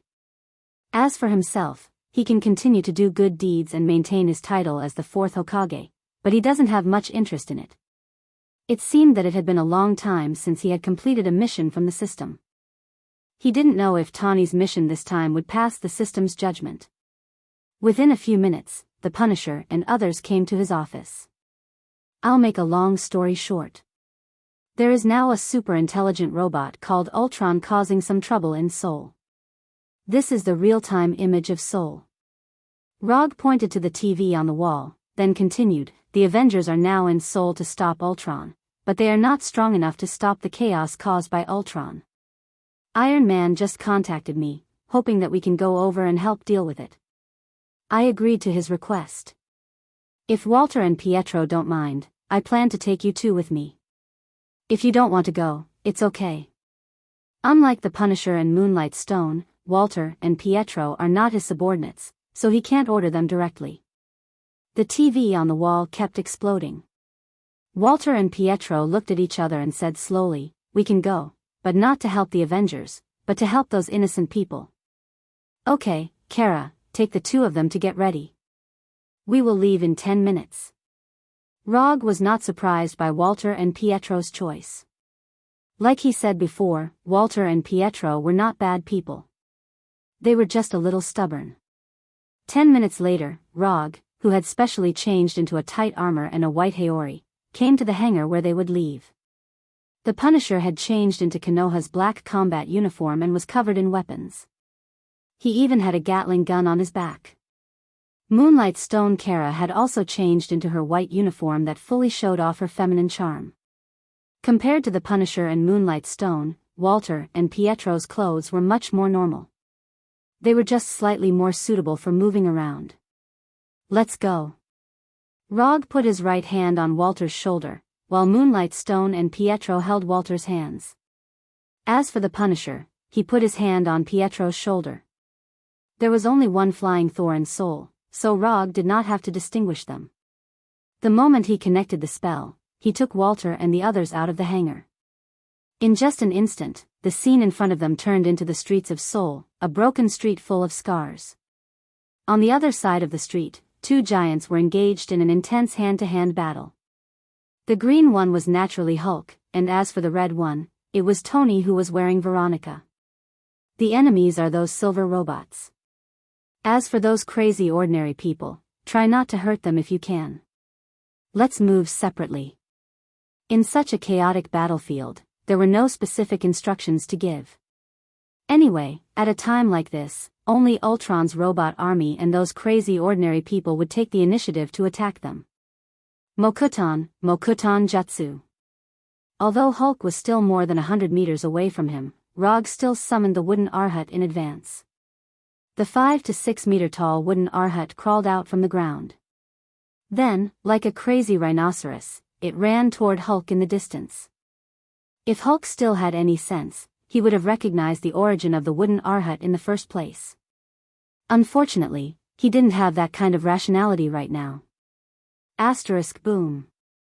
Asterisk the wooden Arhat smashed into Hulk like a speeding heavy truck, sending the huge Hulk flying several tens of meters away. Tawny had already noticed Rog's arrival. When Arhat slammed into Hulk, he controlled the severely injured Veronica to fly to his side. You're wearing Veronica and you're still in such a mess. This is not your style. Chapter 244. That's because you haven't seen the crazy banner. He's much more powerful than he said. Tawny answered tiredly. Although he was wearing the Mark 44 anti-Hulk armor specially made for Hulk, this intense battle still made him tired. He's Hulk, not Banner. Rog corrected Tawny. Okay, Hulk. Anyway, the crazy Hulk is very difficult to deal with now. If you don't come, I can only hold on for another half an hour at most. While talking, Tawny controlled the anti-Hulk armor to replace the damaged parts. What did you do with Ultron? It doesn't look like it was done by Ultron at all. Ultron has an army of robots, which is normal. After all, it's not difficult for him to produce robots. But now it's not just robots that are wildly destroying the city, there are also a large number of ordinary people. Don't mention it. Do you remember Loki's scepter? Ultron used that scepter to make Hulk and other people crazy. Tell me, what's going on? Hulk won't disturb us for the time being. With Arhut, Rog was not worried that Hulk would suddenly rush over to attack them. Although he didn't concentrate on controlling Arhut now, it was not a problem to stop Hulk. This is the second time we've fought with Ultron. The one in the building doesn't count. A few days ago, we found that Ultron was trading vibranium with a black market weapons dealer, so we raided their trading site. But unfortunately, we didn't succeed, and Ultron eventually left with the vibranium. Although that raid failed, we also figured out that Ultron's next target was Dr. Zhao Hailuan, so we rushed here immediately. But we came too late. Ultron caught Dr. Zhao Hailuan and used Loki's scepter to confuse the minds of Hulk and a large number of ordinary people. The crazy Hulk injured Natasha and Barton, and Rogers is now commanding the army against Ultron's robot army. Then, this is what you see. Tawny briefly explained the ins and outs of the matter. Where did Rogers get the authority to command the army? Although this is Seoul, South Korea is a special country. There is a U.S. military base in Seoul's Yongsan district. Yes, in the capital of South Korea, there is a U.S. military base. Now, in addition to the South Korean troops, there is also a part of the U.S. military that is stopping the Ultron robot army. However, whether it was the South Korean troops or the American troops stationed in South Korea, Rogers could not command them. He doesn't have the authority to command, but those people are willing to listen to him. Tawny gave an impeccable answer. This was not the first time that Rogers had done this. During the Battle of New York, those New York police officers inexplicably acknowledged his command. This might be the hidden superpower of Rogers of the American team. I have a rough understanding of the situation, but friendship is friendship. There are some things that need to be settled clearly. As soon as his voice faded, Rog took out an unused commission scroll. No way. You still want to accept a commission at this time? Tawny said in an exaggerated tone. I am a very ritualistic person. You know this very well. Rog threw the scroll to Tawny, who had opened the anti-Hulk armor helmet, and threw him a pen at the same time. What do you want this time? In order to write the commission scroll, Tawny, who was wearing Mark 43, had to temporarily leave the Mark 44 anti-Hulk armor and began to write quickly. An artificial intelligence system similar to JRVIS. I know you have designed more than one. Tawny looked up at Rog. He thought that Rog was interested in the Mark 44 anti-Hulk armor or the whole set of Veronica, but he didn't expect that Rog just wanted a set of artificial intelligence. No problem. Tawny quickly finished the scroll and threw it back to Rog. Rog did not look at the contents of the scroll, but directly opened the system's commission page. Commission content: Stop Hulk and take back the Cradle of Regeneration. Commission status: Incomplete. Commission reward: 50 ninja coins. The difficulty of the commission was not high, it was normal, there was nothing special. This was also normal. After all, the content of the commission was only to stop Hulk and take back the Cradle of Regeneration, not to stop Ultron. It seems that you have chosen the justice version of Ultron's body. Tawny wrote Dr. Zhao Hailuan's Cradle of Regeneration into the commission, obviously for the special function of the Cradle of Regeneration. Now I am not the only one who has taken a fancy to the Cradle of Regeneration. Ultron is also building a new body with vibranium. What Ultron is doing in Dr. Zhao Hailuan's laboratory now, it's easy to guess with your toes. I'll accept your request. Although the reward of 50 ninja coins was not generous, it was enough for him to move his hands and feet. Moreover, he just wanted to test his new dojutsu. Then I will leave this to you. I will go and deal with those annoying flies first. Tawny pointed to the robots flying around in the sky. I will solve it soon. Are you going to stay and watch? While talking, Rog transformed the 3 Tomo Sharingan into Manjiki Sharingan. Tawny wanted to leave directly, but after seeing the scene of Rog transforming the 3 Tomo Sharingan into Manjiki Sharingan, he suddenly had the idea to stay and observe in detail. This guy has become stronger again.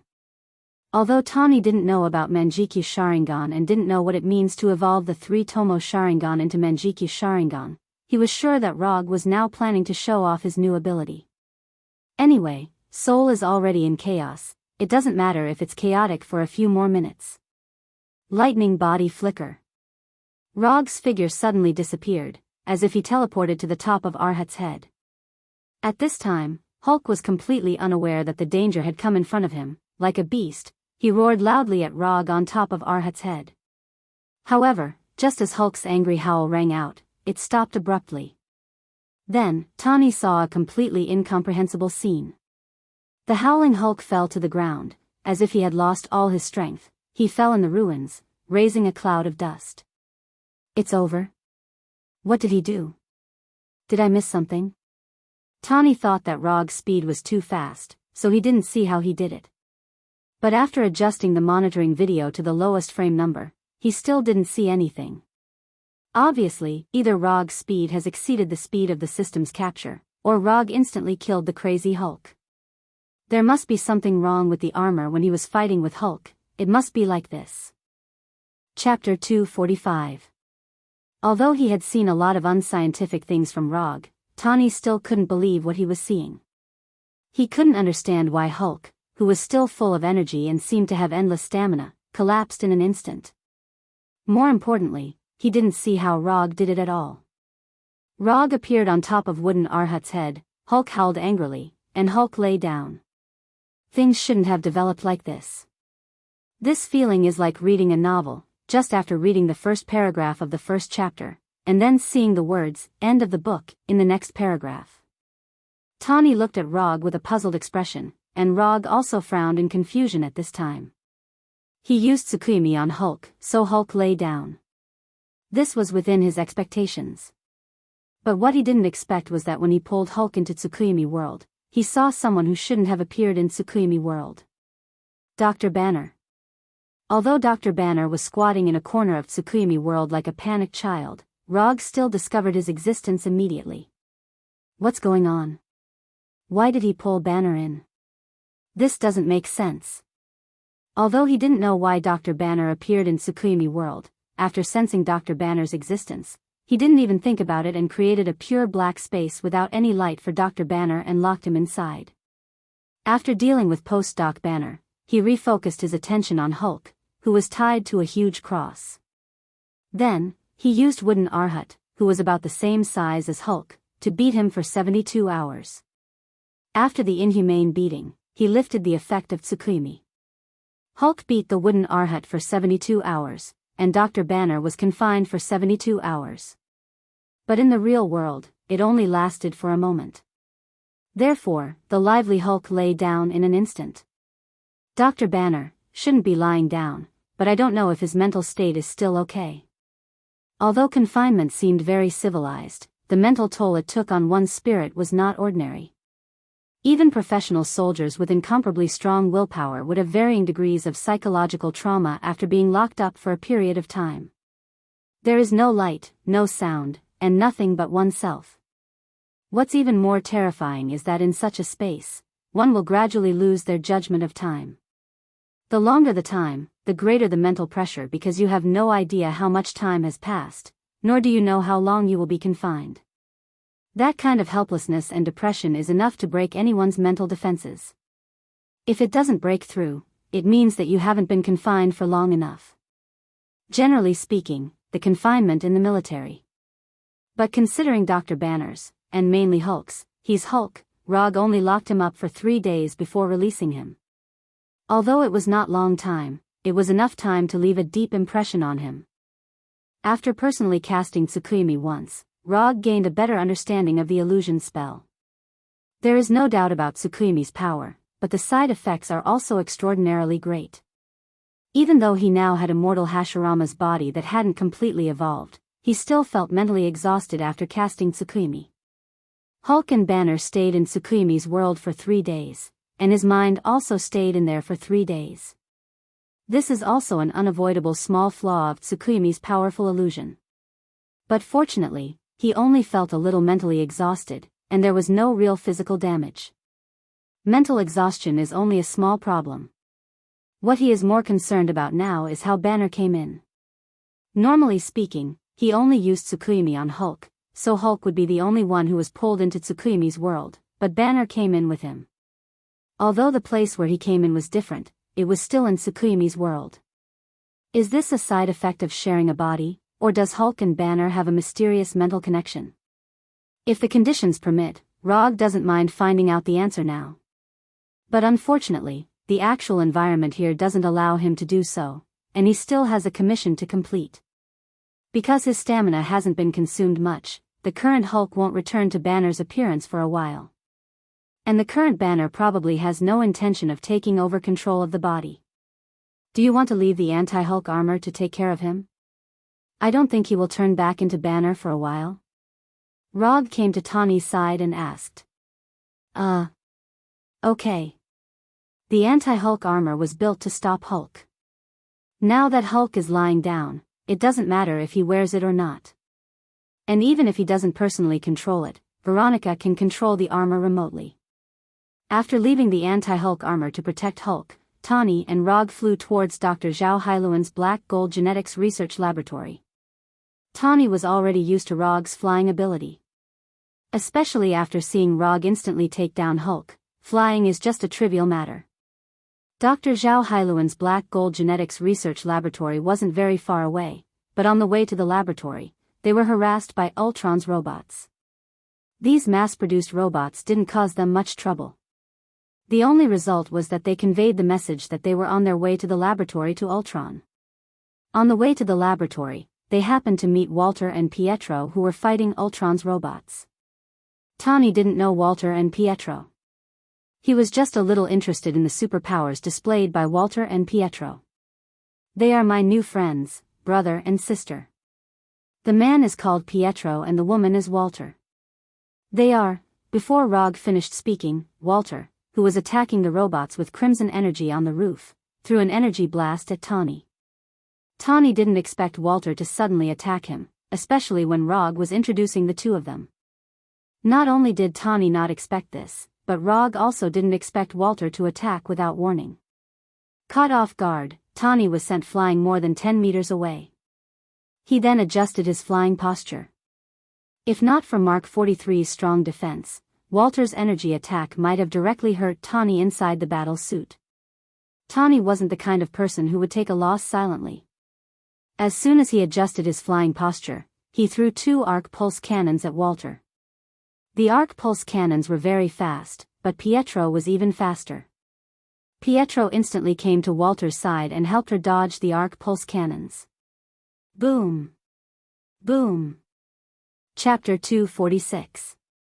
It was Wangda to attack without saying anything. Facing Walter's attack, Tawny did not show any weakness and immediately counterattacked. This was also very normal. Looking at Tawny flying in the air, and then at Walter and Pietro on the roof, Rog decisively chose to watch from the side. Fight, as long as it was a little more intense. After all, they could not kill each other. Tawny was very experienced. The Mark 43 had its own advantage in the air and firepower. Walter and Pietro did not have much actual combat experience, but their abilities were strange. Even if they could not defeat Tawny, they would not suffer too much damage. Rog, what's wrong with your two friends? Tawny's tone started to become dissatisfied. When they were young, their parents were killed by a missile from Stark Industries, so, Roger gave a simple explanation. As for the rest, even if he didn't say it, Tony would still understand. As expected, after hearing Rog's explanation, Tawny put away the weapon on his suit and did not plan to continue attacking Walter and Pietro.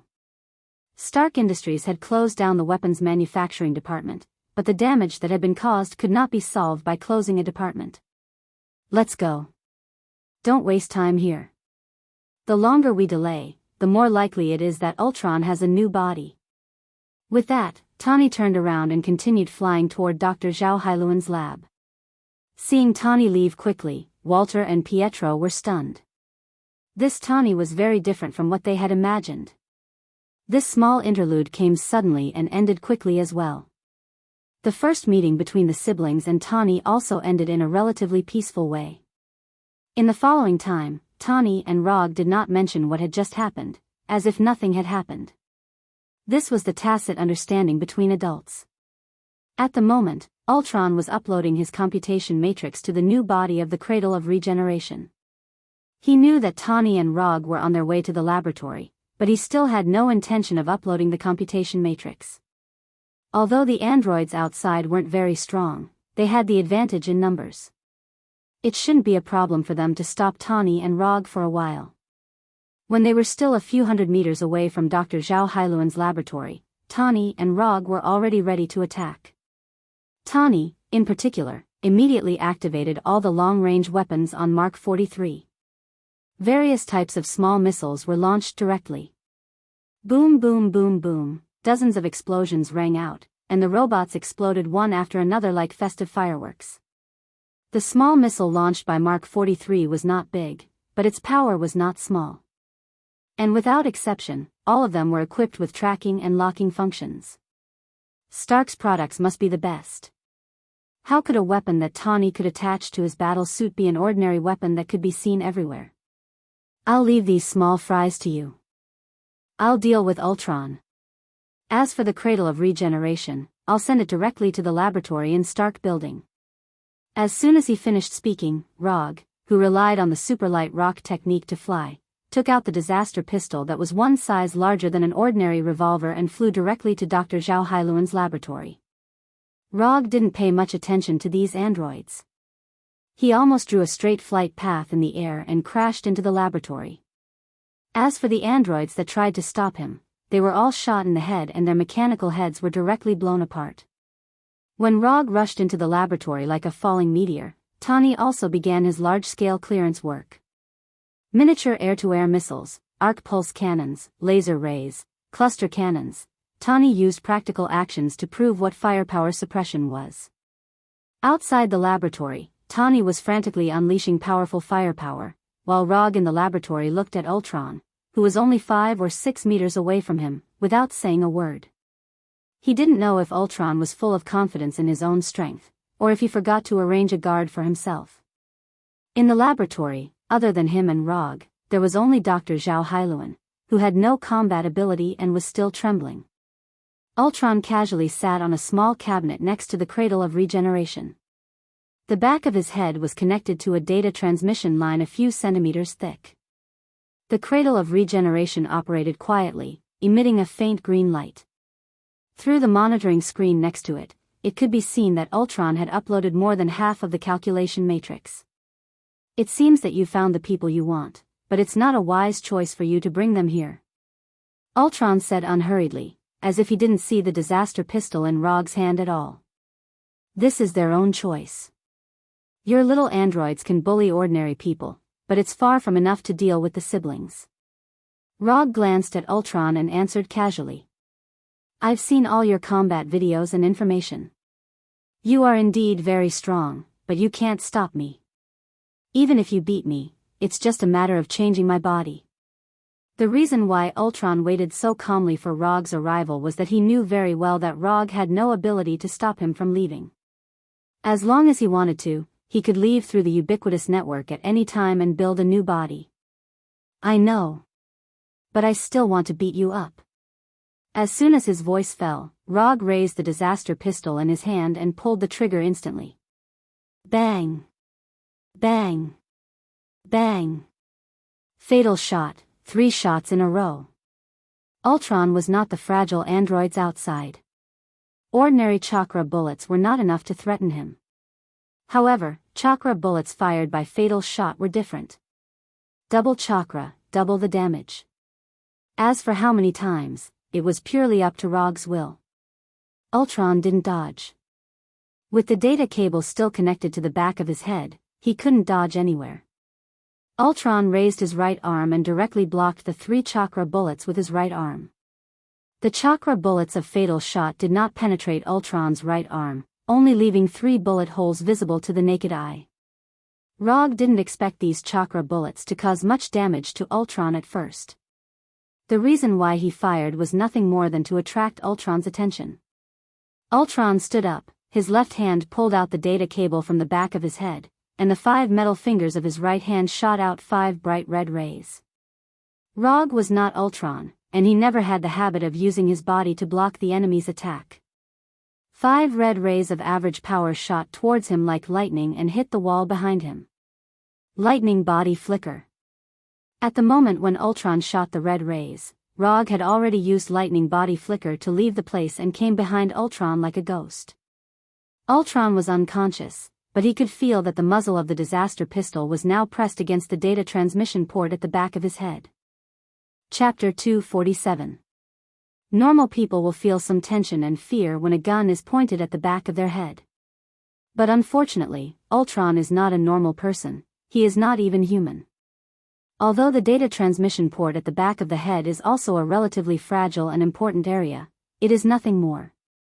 He can even change his body at any time, and it is impossible for him to be afraid of this so-called threat. You are very fast, but you should know that this is no threat to me. Ultron's so-called no threat, of course, does not mean that Rog's speed is not a threat to him, but refers to his action of pointing a pistol at the back of his head. I know. Although he said that, Rog decisively pulled the trigger. Bang! Bang! Bang!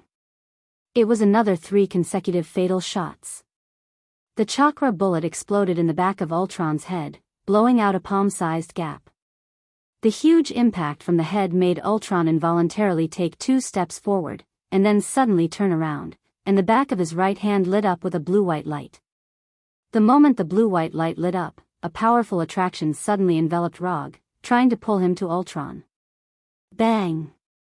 Under the huge pulling force, Rog's body instantly turned into a white smoke and quickly dissipated in the air. Shadow clone.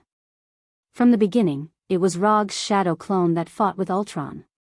Although it was the shadow clone that fought, the disaster pistol in the shadow clone's hand was the genuine original, not a replica simulated by Chakra. Others may not know the power of the disaster pistol, but Ultron obviously knows. Although there is no video data of Rog's battle with S.H.I.E.L.D., and the losses caused were counted on Hydra. But when Ultron was collecting information about Rog, he happened to see the original battle record in S.H.I.E.L.D.'s secret data. Therefore, Ultron is one of the few who has really seen the power of the disaster pistol. Although the size of the disaster pistol is not quite in line with Ultron's physique, and he also has a lot of weapons on him, he doesn't mind accepting such a powerful weapon. The Calamity pistol quickly flew toward Ultron's right hand under the pull of the powerful gravity. However, just as Ultron's right hand was about to touch the pistol, a figure suddenly appeared above his head. Odama Rasengan. Boom! The 1-meter diameter Odama Rasengan instantly hit Ultron's metal head. The terrifying impact and distortion force made him crash through the floor and fall all the way from the laboratory on the 3rd floor to the basement. Flying Thor 2. It had always been Rog's habit to leave the Flying Thor technique on his commonly used weapons. Furthermore, no one had ever stipulated that the 2nd stage of the Flying Thor could only be used by the Flying Thor. After sending ultralight flying into the basement, Rog turned his head and looked at Dr. Zhao Hailuan. He bowed slightly and then jumped down from the hole in the floor with the disaster pistol. Dr. Zhao Hailuan finally breathed a sigh of relief after seeing Ultron and Rog leave. Whether it was Ultron or Rog, in Dr. Zhao Hailuan's view, they were all dangerous existences at any time. However, when she turned her head to look at the cradle of regeneration, she saw Rog again. To be precise, she saw Rog's shadow doppelganger. After coming to the laboratory, Rog created a total of 2 shadow doppelganger. One of them took the disaster pistol to deceive Ultron, and the other was left behind as a courier.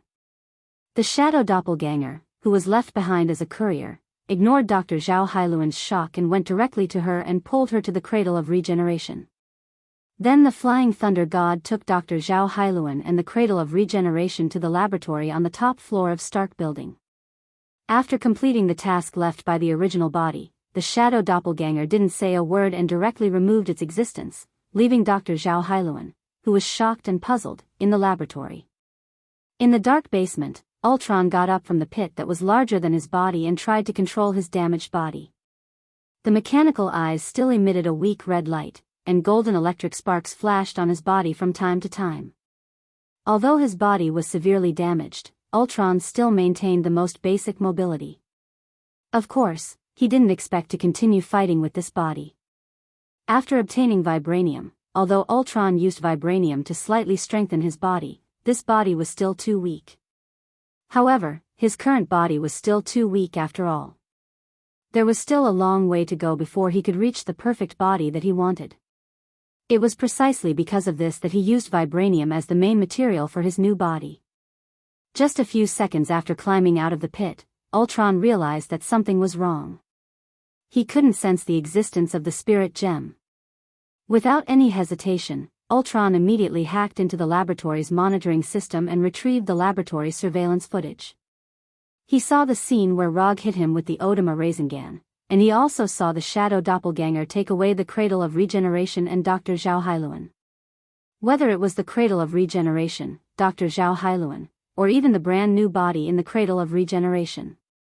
For Ultron, these were not things that he couldn't lose. What he really cared about was the spirit gem on his new body. The Cradle of Regeneration, vibranium, and a new body were all things that could be remade. As long as he was given enough time, he was confident that he could make new ones, or even better ones. But there was only one spirit gem in the entire universe. As a special life form born from the spirit gem, he knew the ability of the spirit gem better than anyone else. Using the same spirit gem, Loki could only bewitch the minds of 2 or 3 people at a time. In his hands, he could bewitch thousands of intelligent life forms at once and plunge the city into chaos. If there was enough energy supply, he could even expand his influence to the entire Earth. This huge gap, in addition to his strength being stronger than Loki, was more important that he knew how to use the power of the spirit gem to the greatest extent. Your goal is indeed the Cradle of Regeneration. Ultron looked at Rog, who was only a few meters in front of him, and said unhurriedly. Isn't it obvious? Just like you said, I can't stop you, so of course the target can't be you. Like Ultron, whose tone didn't change, Rog's tone was as calm as ever. The two of them were like 2 old foxes hiding their own thoughts. Tony Stark is responsible for restraining the robots outside, and you are responsible for taking away the Cradle of Regeneration.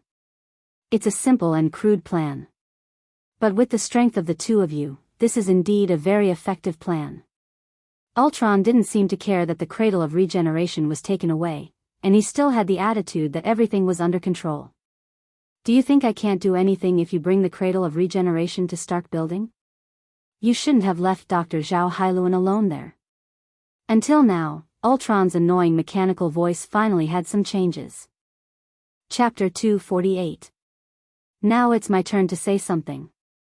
As expected of Ultron, who can control the network at any time, I can't hide anything from you.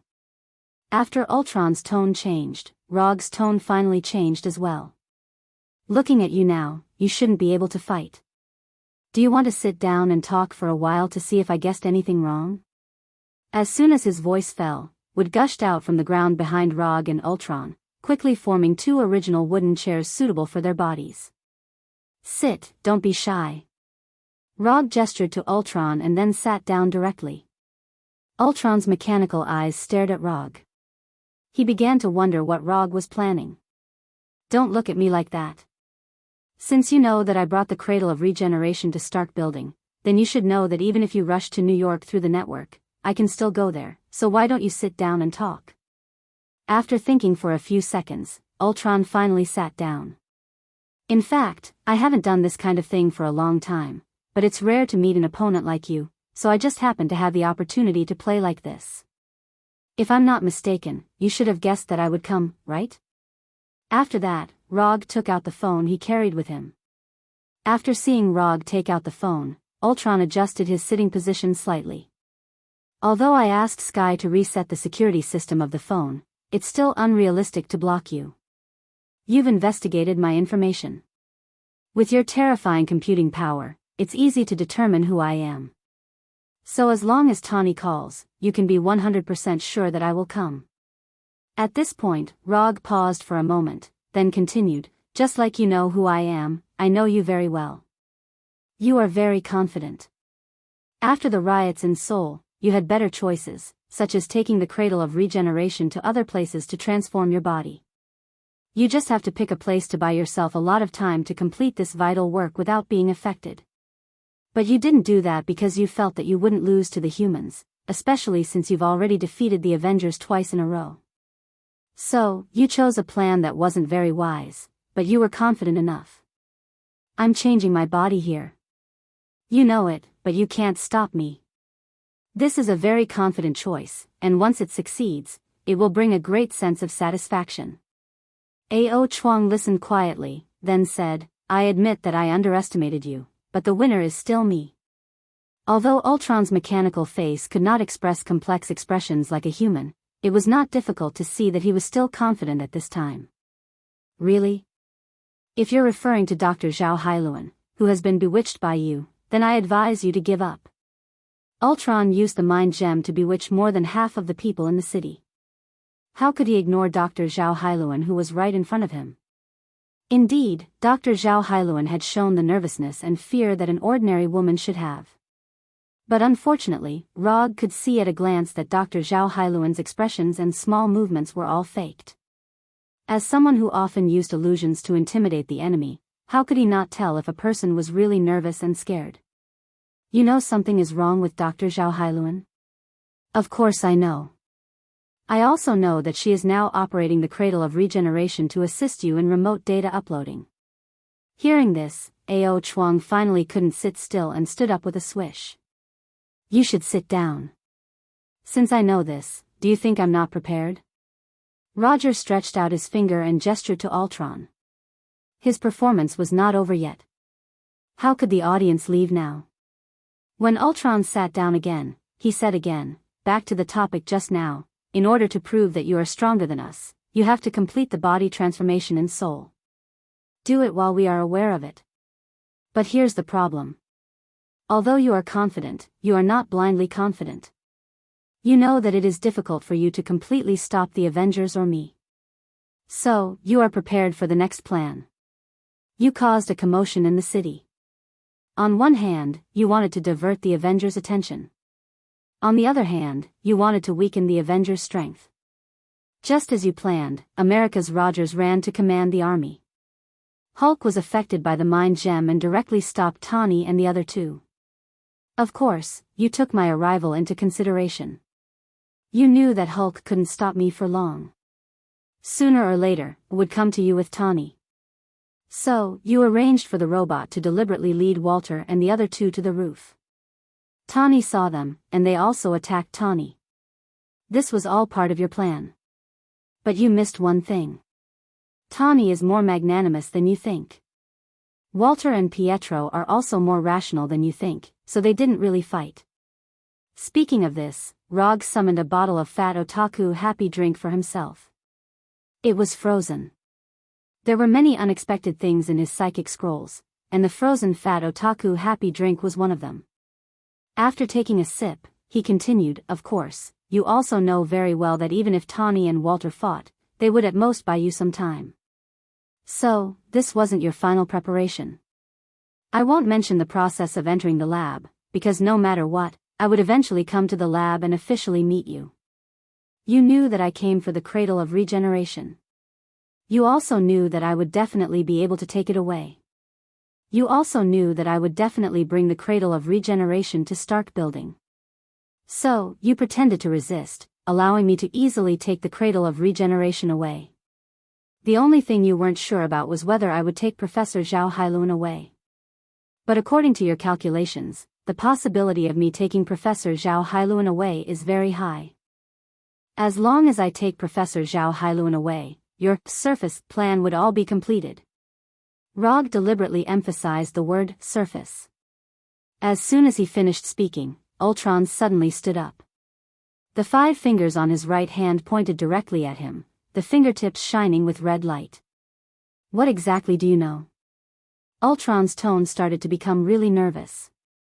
It was the kind of nervousness that came from having his entire plan seen through. If I say that I don't know anything and that it's all my guesses, would you believe me? As he spoke, several vines surged out of the wooden chair behind Ultron.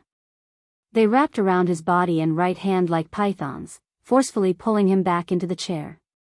The real show hasn't started yet. As the only audience, how can you leave? Chapter 249. Finally, I see that you are really nervous. It's not easy. After forcibly pulling Ultron back to the chair, Rog picked up the Coca-Cola again and took a sip. I'm curious, when did you see through my plan? In such a short time, you can't guess so many things, and your guess is so accurate. Ultron, who was firmly bound to the chair, said unwillingly, and he no longer had the attitude of everything under control. When I came to the laboratory and saw you and Dr. Zhao Hailuan, I guessed it.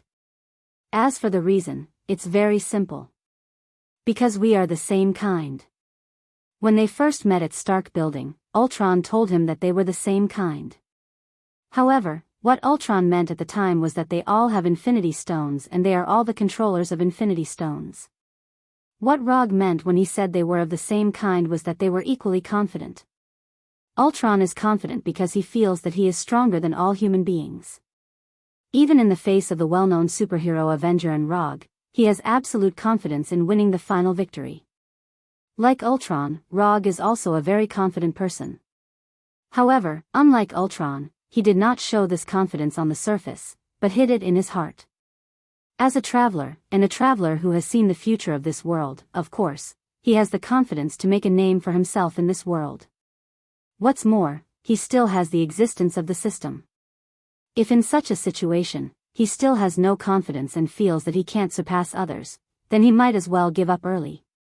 Ultron's confidence is shown on the surface, and Rog's confidence is shown in his heart. Although the places shown are different, this does not affect the fact that the two of them will have very similar thinking. So as long as Rog put himself in Ultron's actual situation, it was easy for him to guess Ultron's plan. After all, if he were Ultron, he would make a similar choice. Then, the next thing is very simple. In the case of knowing Ultron's plan, even if he only knows 70% or 80% of it, it is enough to formulate a countermeasure. Since you have guessed that Zhao Hailuan is my backup plan, but you still have no way to stop me from leaving, you still can't beat me. After understanding where the problem was, Ao Chuang calmed down again and said in a calm tone. That's enough. At this point, there's no need to continue acting for me. Your acting is a little too much. Before Rog finished speaking, Ultron tried to connect to the internet and leave here. Then, he discovered a terrifying truth that could completely penetrate his mental defenses. His networking mechanism had failed. This is impossible, this is absolutely impossible. Did you find out that you can't connect to the internet all of a sudden? It must be very exciting. Compared with the panicked Ao Chuang, Rog was unspeakably calm at this time. Now, it was time to reveal his trump card. How did you do it? The failure of the network mechanism meant that he could no longer leave this severely damaged body. Ultron was completely trapped in this body. This explanation is a little complicated, but you have enough time to listen to it slowly, so I've decided to explain it to you. After all, this is also my confidence. Villains died because they talked too much. This kind of thing would never happen to Rog. Although in Ao Chuang's view, he was a typical villain. To be honest, for a strong artificial intelligence like you, I really can't stop you by myself. If I want to completely destroy you, not only do I have to eliminate you and all the robots you made, but I also have to erase all traces of you on the internet. Only then can you completely disappear. This kind of thing, I can't do it, but someone can. After that, Rog stretched out his finger and pointed to the hole above the basement. A figure with red skin and a mind gem inlaid on his forehead floated down. Illusion. The person who floated down was none other than Illusion, who had the ability to restrain Ultron's networking mechanism. This is impossible. How could you awaken Illusion in such a short time? This is absolutely impossible. Ultron recognized Illusion at a glance. After all, Illusion's body was originally prepared for himself. In such a short time? It seems that you haven't realized it yet. Are you sure that only a few minutes have passed? Rog took out the reality Rubik's Cube, then continued, this is the reality Rubik's Cube, and inside it is the reality gem. You should be familiar with it. Impossible, the reality gem doesn't have the ability to change time. Looking at the reality Rubik's Cube in Rog's hand, Ultron still didn't understand how Rog changed time. Let me help you with a science lesson. Have you heard of the time dilation effect? The first is the time dilation effect of high-speed motion in special relativity. The second is the gravitational time dilation effect in general relativity. These two time dilation effects can bring about changes in time, and more importantly, these two effects are caused by the objective existence of physical laws. The reality gem does not have the ability to change time, but the reality gem has the ability to modify the laws of nature and change reality. Although Rog didn't explain the principles of these two time dilation effects in detail, it was enough for Ultron to understand what was going on. In your perception, we just sat down and talked for a few minutes, but in fact, 3 days have passed outside. Whether it's Dr. Zhao Hailuan or your real backup, the Sokovia meteorite, they've all been taken care of. And I might as well tell you that all your doppelganger robots outside have also been destroyed. As long as the illusion clears all the traces you left on the internet and then destroys your current broken body, you can say goodbye to this world completely. When Rog finished speaking, the illusion didn't hesitate and went directly to Ultron, pressed his hands on Ultron's head, and began to remove all the traces left by Ultron on the internet. After the appearance of the illusion, Ultron's ending was basically determined. The reason why Rog asked the doppelganger to take Dr. Zhao Hailuan away was to cooperate with Ultron's plan, and on the other hand, to ensure that the illusion could be born smoothly. Although he didn't do anything excessive to Dr. Banner in the Tsukuyomi world, who knows if Dr. Banner will be depressed for several days. Just in case, he had to prepare an additional professional technician. As for the mental influence on Dr. Zhao Hailuan, a simple illusion can remove it. In order to achieve a perfect performance, Ultron didn't hesitate to take the stage himself and use the Cradle of Regeneration and the Mind Gem as bait. Similarly, in order to make Ultron stay here obediently, Rog had to cooperate with him until the illusion appeared. Ultron's real plan was, I know you already know that I'm playing you, but I still have to cooperate with you. Rog's plan was, I know you already know that I know you're playing me, but I still have to cooperate with you and play you in reverse.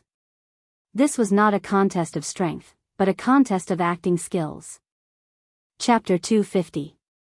Rog was not very concerned about how Illusion was going to clean up all the traces of Ultron on the internet and shut down the networking mechanism of Ultron. When Illusion began to touch Ultron's head, he silently ended the gravitational time dilation effect created by the Gem of Reality. The reason why he used Odama Rasengan to hit Ultron into the basement was that the basement would not be as spacious as the laboratory above. Secondly, it was dimly lit and suitable for small actions. Besides, he made a chair with wood release to sit down, not to create an atmosphere or to pretend to be cool, but because using the Gem of Reality was really tiring. Judging from his own timeline, he and Ultron had only stayed in this basement with gravitational time dilation for a few minutes. However, from the outside world, he and Ultron had stayed here for 3 days and 3 nights. If it weren't for the fact that the Gem of Reality only affected this small basement, the chakra in his body would have long been drained by the Gem of Reality. In the original timeline, why did Thanos make the power gem the first target? In addition to the clear location of the power gem, the main reason was that the power gem could provide him with enough power to drive other infinity gems. Rog did not have a power gem, so he could only use his own chakra as an energy source to supply the Gem of Reality. The reason why he sat and chatted with Ultron was not that he was lazy, but rather, he really did not have much strength to stand up.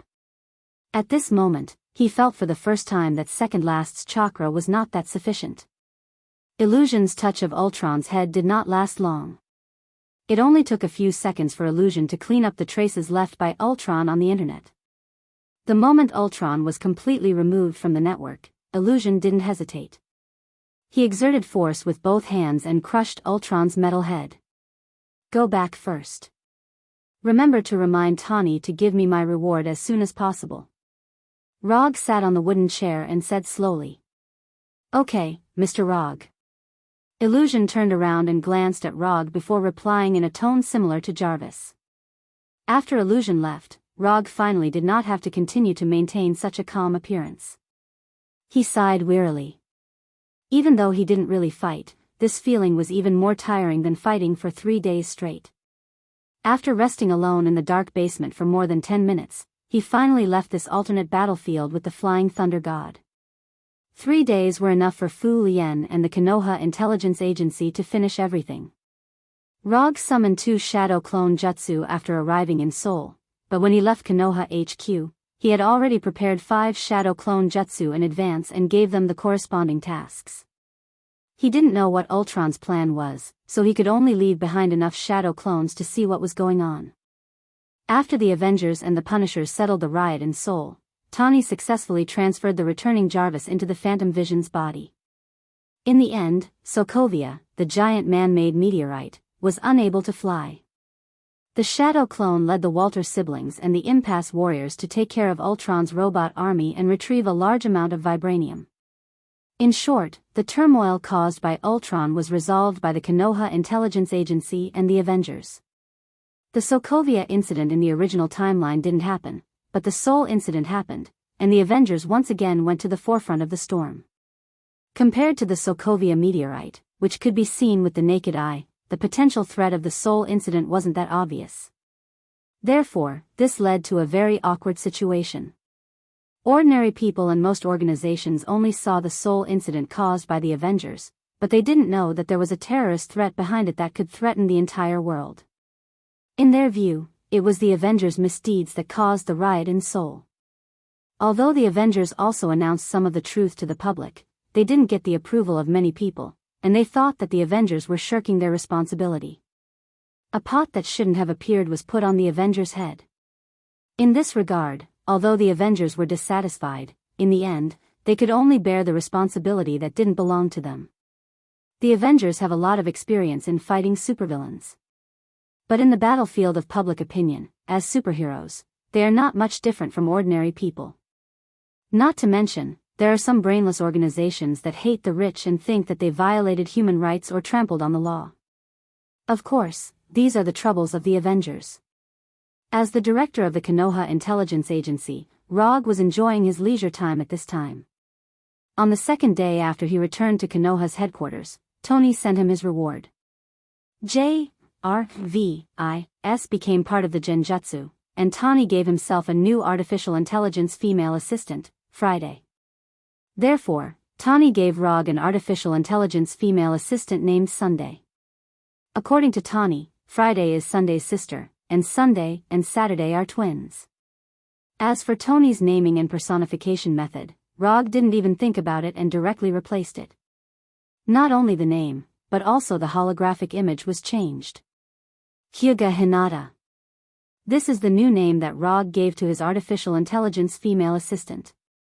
Of course, after changing the name to Hyuga Hinata, the holographic image naturally changed to Hyuga Hinata's version. However, when changing the holographic image, he hesitated for a while. Should he use the 16-year-old Hinata from the Gale? Or change it to the 19-year-old Hinata from the movie The Last? Or change it to the 32-year-old Hinata from the movie The Last? As a man, and an adult man in his early 20s, he decisively made a choice. Only children choose one of the three, and adults choose all of them. As a result, his exclusive artificial intelligence female assistant, Hyuga Hinata, had 3 different versions of the holographic image. As for which one will appear, it depends purely on his mood and choice at the time. It is worth mentioning that the artificial intelligence created by Tawny himself is indeed very powerful. On the first day of entering the Konoha headquarters, Hinata made a major update to the system of the Konoha headquarters, especially the defense system of the headquarters. In addition, after the classification and statistics of Hinata, the work that Rog needed to deal with was greatly simplified. A lot of work that was not very important was shared one by one, and he had more and more free time. Even Sky and Sharon Carter were a lot more relaxed because of the appearance of Hinata. No wonder Tawny has always relied on JRVIS so much. If he doesn't slack off with such a powerful artificial intelligence, he will really be punished. Because of Hinata's excellent ability, Rog's life is also better day by day. Chapter 251. With Hinata's help, Rog also resumed his long-lost cultivation. Ninjutsu, Genjutsu, Taijutsu, Manjikyu Sharingan, would release, Senjutsu, whether it was exchanged from the system or developed by himself, he reorganized and cultivated all of them. In particular, the improvement of chakra and Susanoo have become his main cultivation content recently. The amount of chakra that Nihilist has gradually been unable to keep up with his actual needs, and he also needs to further improve his Senjutsu while increasing the amount of chakra. His Senjutsu inherited from Hashirama, but it doesn't mean that it is the same as Hashirama's Senjutsu. He still has a long way to go to reach the level of Hashirama's Senjutsu. According to his own estimation, his current Senjutsu should barely reach 1/3 or 1/4 of Hashirama's level. Although the degree of development is far less than Hashirama's, it is enough to ensure that he will not go blind because of excessive use of Manjikyu Sharingan. The process of cultivation is boring, especially when no one can exchange relevant cultivation experience and insights with him. This kind of boredom is particularly obvious. In order to make the process of cultivation less boring, and to expand the commission business that he has put down for a long time, Rog asked Hinata to open a new commission channel. The director of Konoha's intelligence agency, the fourth Hokage of the superhero, semi-openly accepts private commissions. This practice is not in line with his current identity, and it is even easy to cause misunderstandings by others, but he doesn't take these objections and dissatisfaction to heart. Compared with ninja coins, those objections and dissatisfaction are completely negligible. All the commission requests submitted are first filtered by Hinata, and then Rog himself, and finally have a face-to-face conversation and sign the commission scroll. Although not every commission can be judged by the system, after double screening by Hinata and Rog, the probability of the commission passing the judgment reached an amazing 90%. The amazing judgment passing rate, coupled with the fact that the difficulty of the commission is basically not high, Rog earned more than 300 ninja coins from the system in just a few months, giving him the illusion that he is taking advantage of the system. After completing Tani's commission, Kuroto's unconsumed ninja coins had reached 305. After a few months of hard work, he once again broke his record of not consuming any shinobi coins.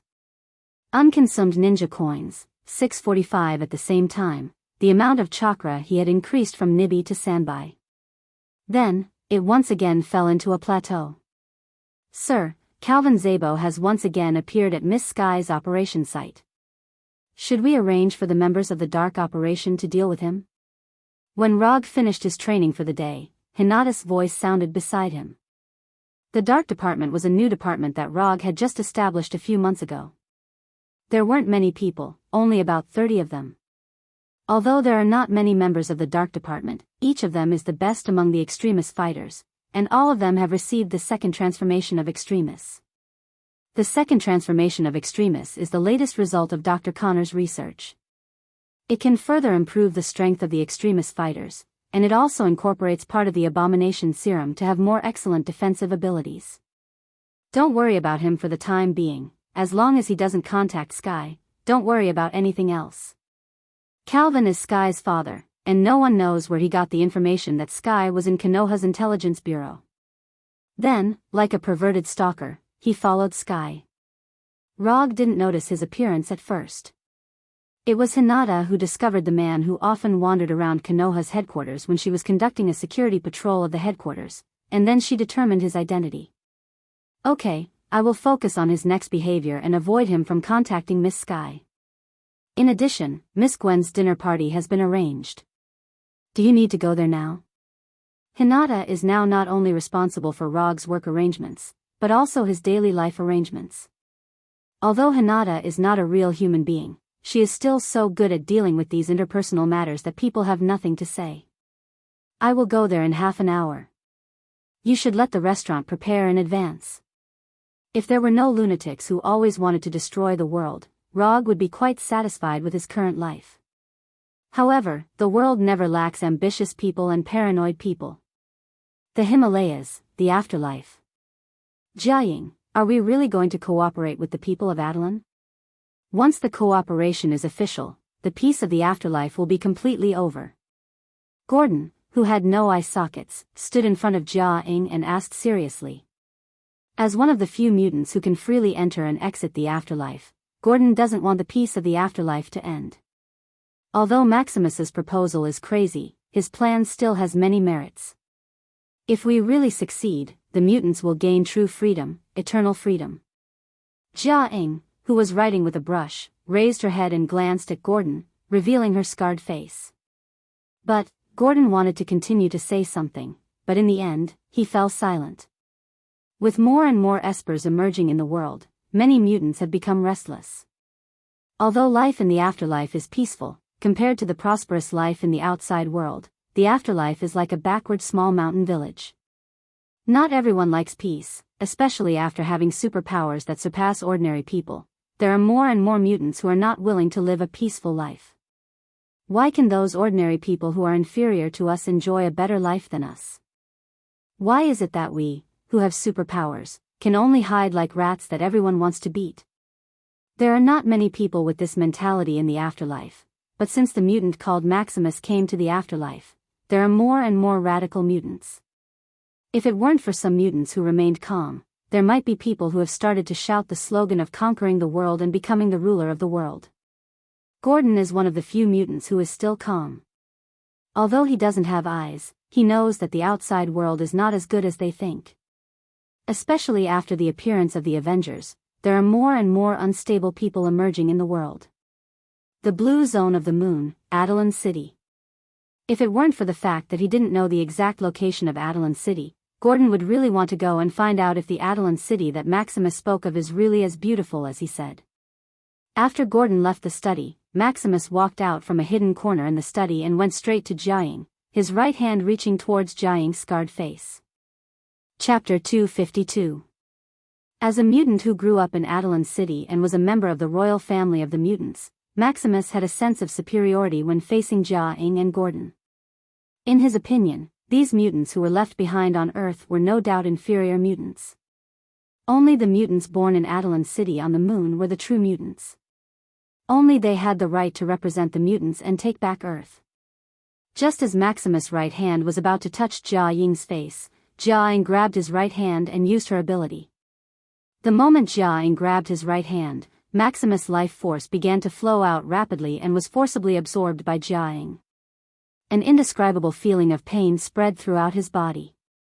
His skin darkened at a speed visible to the naked eye, and the flesh and blood in his body began to dissipate rapidly.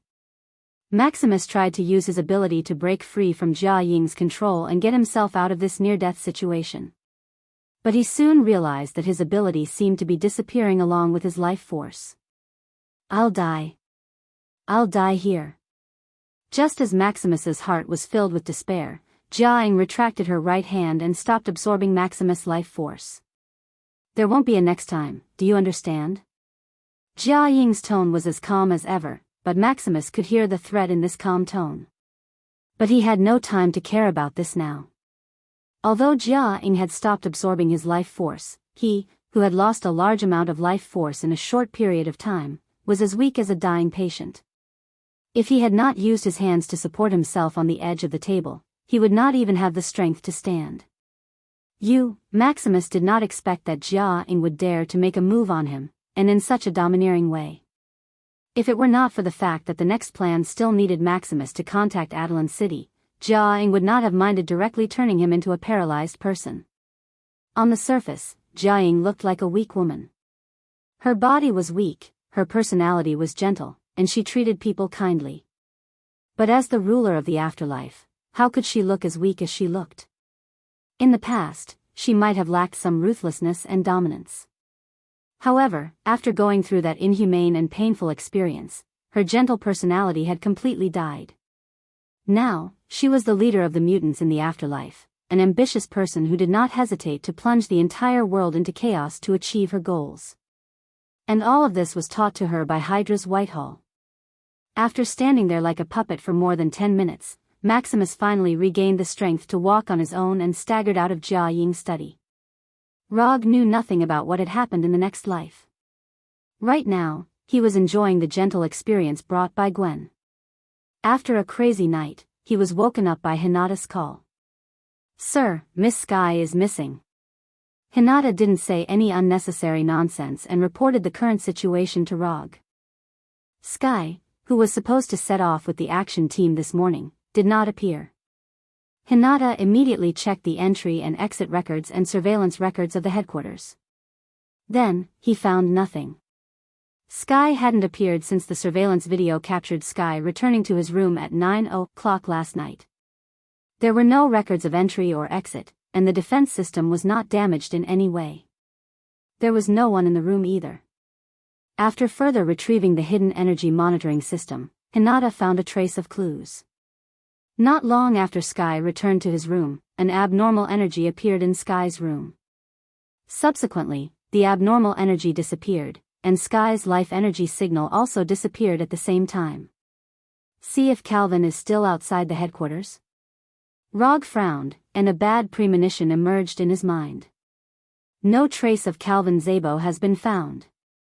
Hinata immediately gave a reply. Okay, I know what's going on.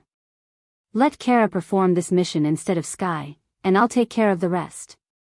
When Calvin Zabo inexplicably appeared near Konoha's headquarters, he had secretly sent people to pay attention to the situation in the afterlife. He doesn't care if the afterlife will do some messy terrorist activities, he only cares if Jia-ing will have ideas about Sky. In terms of identity, Jia-ing is Sky's mother, but he doesn't think Jia-ing is a qualified mother. Although Sky's identity has been tampered with by S.H.I.E.L.D., if Jia-ing really wants to find Sky, it won't be particularly difficult for her. Even Calvin Zabo can find some clues. If Jia-ing, who controls the afterlife, wants to investigate, it will only be easier. But obviously, Jia-ing has no idea of looking for Sky.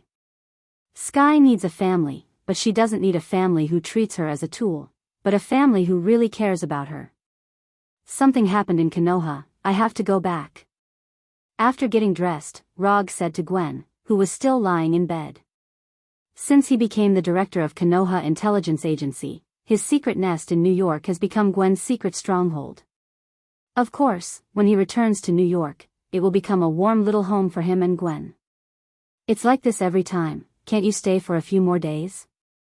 Gwen is also dissatisfied with Rog's practice of only staying for a few days each time.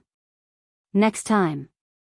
As soon as the voice fell, Rog's figure disappeared and returned to Konoha's headquarters in Washington. Help me arrange Kunshi and a team of Umbu. I'm going to the afterlife to visit Sky's mother. 5 minutes later, Rog flew to the afterlife with an Umbu team. Jia-ing has taken the initiative to send someone to Konoha. He has to pay a return visit, otherwise, it will seem that he doesn't understand etiquette. At this time, Sky in the afterlife is having her first dinner with Jia-ing after the mother and daughter reunion.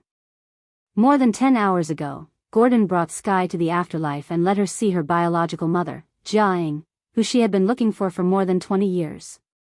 But she doesn't know why, after seeing Jia-ing and knowing that Jia-ing was the biological mother she had been looking for more than 20 years, Sky didn't have too obvious emotional fluctuations. There was no excitement, no surprise. Sky has a lot of questions in her mind, but she doesn't know where to start asking. What's wrong? Don't you have an appetite? Looking at the untouched tableware in front of Sky, Jia-ing asked softly. Chapter 253. No, I'm just not used to it. Although she already knew the truth of the past from Jia-ing, and even knew that her real name was Daisy Johnson. But Sky still had a strong sense of unreality. It shouldn't be like this. The scene of a reunion shouldn't be like this. Sky couldn't tell what was wrong, but she just felt that it all came too suddenly. Or it could be said that it was too coincidental. Jia-ing saw Sky's discomfort and didn't continue to force her, and let her be taken back to her room. When Sky left, the gentle look on Jia-ying's face disappeared completely.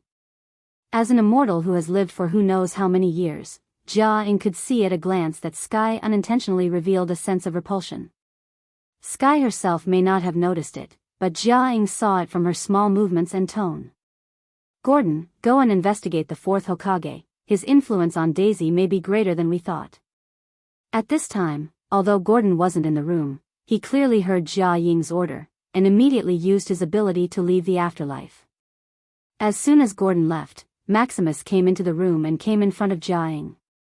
Maximus, who has already seen Jia-ying's means, didn't act as high and mighty as before, and said in a calm tone, her ability is very good. If used well, it can play a great role. Are you sure you don't want her to participate in our plan? Maximus didn't dare to use a commanding tone to Jia. Although Jia Ying's ability can only be used when in contact, Maximus didn't dare to gamble with his life. On the surface, there are only a few combatants in the afterlife. But no one can guarantee that Jia Ying doesn't have a backup plan. Just like Adelan's city in the blue area of the moon, although it doesn't seem to have many armed forces, the people inside are more abnormal than the other. Especially his brother, the leader of the moon's aliens, the Black Bat King. And after being taught a lesson by Jia Ying, he saw the shadow of the Black Bat King in Jia Ying.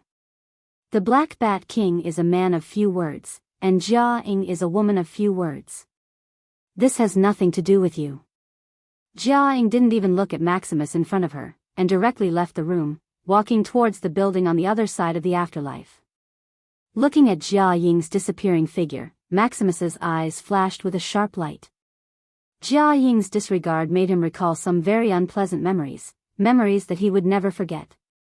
After walking along the secluded paths of the afterlife for a while, Jia Ying arrived at a building that was several times larger than a normal house. After entering the unknown huge building, Jia Ying came to a room with 2 guards. She then pushed the door open and walked in. Compared to the tidiness and quietness outside, the inside of the room was obviously a different environment. Wooden furniture was scattered on the ground. A middle-aged man with messy hair and wearing a brown suit was panting like an angry bull. His eyes were bloodshot. Calvin Szabo, who was originally unapproachable, was stunned when he heard this gentle voice. The anger on his face instantly turned into ecstasy and disbelief. Calvin turned to look at the face that he had been thinking about for more than 20 years. However, the moment he saw Jia Ying's face, the ecstasy on his face suddenly disappeared. The scars on her face were like sharp knives stabbing into his heart. Half an hour later, the excited Calvin Szabo was like a well-behaved primary school student. He sat on the chair with a smile on his face and watched Jia Ying leave. Other than the 2 of them, no one knew what they talked about. However, from Calvin's current appearance, it was clear that they had reached a consensus on some matters. While Jia Ying was intensely protecting her family relationship, Rog and the 4 desperation soldiers of the dark group were silently sitting on the seats of the Quinjet, staring at each other. To be precise, it was the dark group members staring at each other, while he was looking at the scenery outside of the Quinjet in boredom. Right now, although he looked like he was enjoying the scenery, in fact, he was thinking about Jia Ying's purpose. Jia Ying letting Gordon take Sky and Calvin away was definitely not an impulsive decision made on a whim. As an ambitious mutant leader, Jia Ying was very clear about the consequences of taking Sky away from Rog's eyes. But even so, she still let Gordon take Sky away, and from Konoha's headquarters. This woman's plan was not small. Even the crippled Hydra didn't dare to retaliate, but she had the guts to take people away from Konoha's headquarters. Such an abnormal behavior, there was usually only one explanation, and she was sure to bear the corresponding consequences. But Rog couldn't figure out where Jia Ying's confidence came from. Even if he didn't make a move, the Punishers and Abominations could completely defeat Afterlife.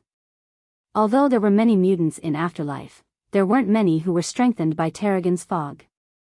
As long as the awakened superpowers of these mutants weren't particularly special, they were basically ordinary people who had mastered superpowers. For this kind of enemy, usually a bullet was enough. Jia Ying was definitely not the kind of mutant without a brain, especially after the incident with Whitehall. Her consideration of potential threats would only be more profound than ordinary mutants. Forget it, don't think about it, it's just a few mutants, they can't make any waves. It's not that Rog is arrogant, but on Earth, as long as he doesn't meet those hidden bosses, he is basically equivalent to the ceiling of Earth's combat power. With his strength, he can completely crush most of the enemies. After flying for nearly 10 hours, Rog finally arrived at Afterlife hidden in the Himalayas.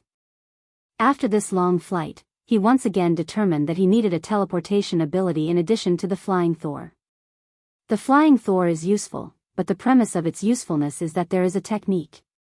It seems that it's time to add a teleportation ability to himself, and in Afterlife, there just happened to be a mutant who can teleport all over the world.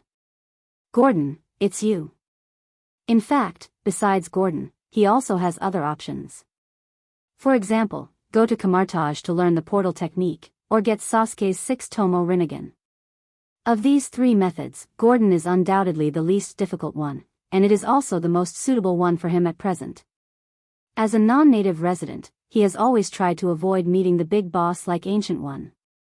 Although the main duty of Ancient One is to prevent the invasion of other dimensions, who knows if crossing through other dimensions counts as an invasion of other dimensions in Ancient One's eyes.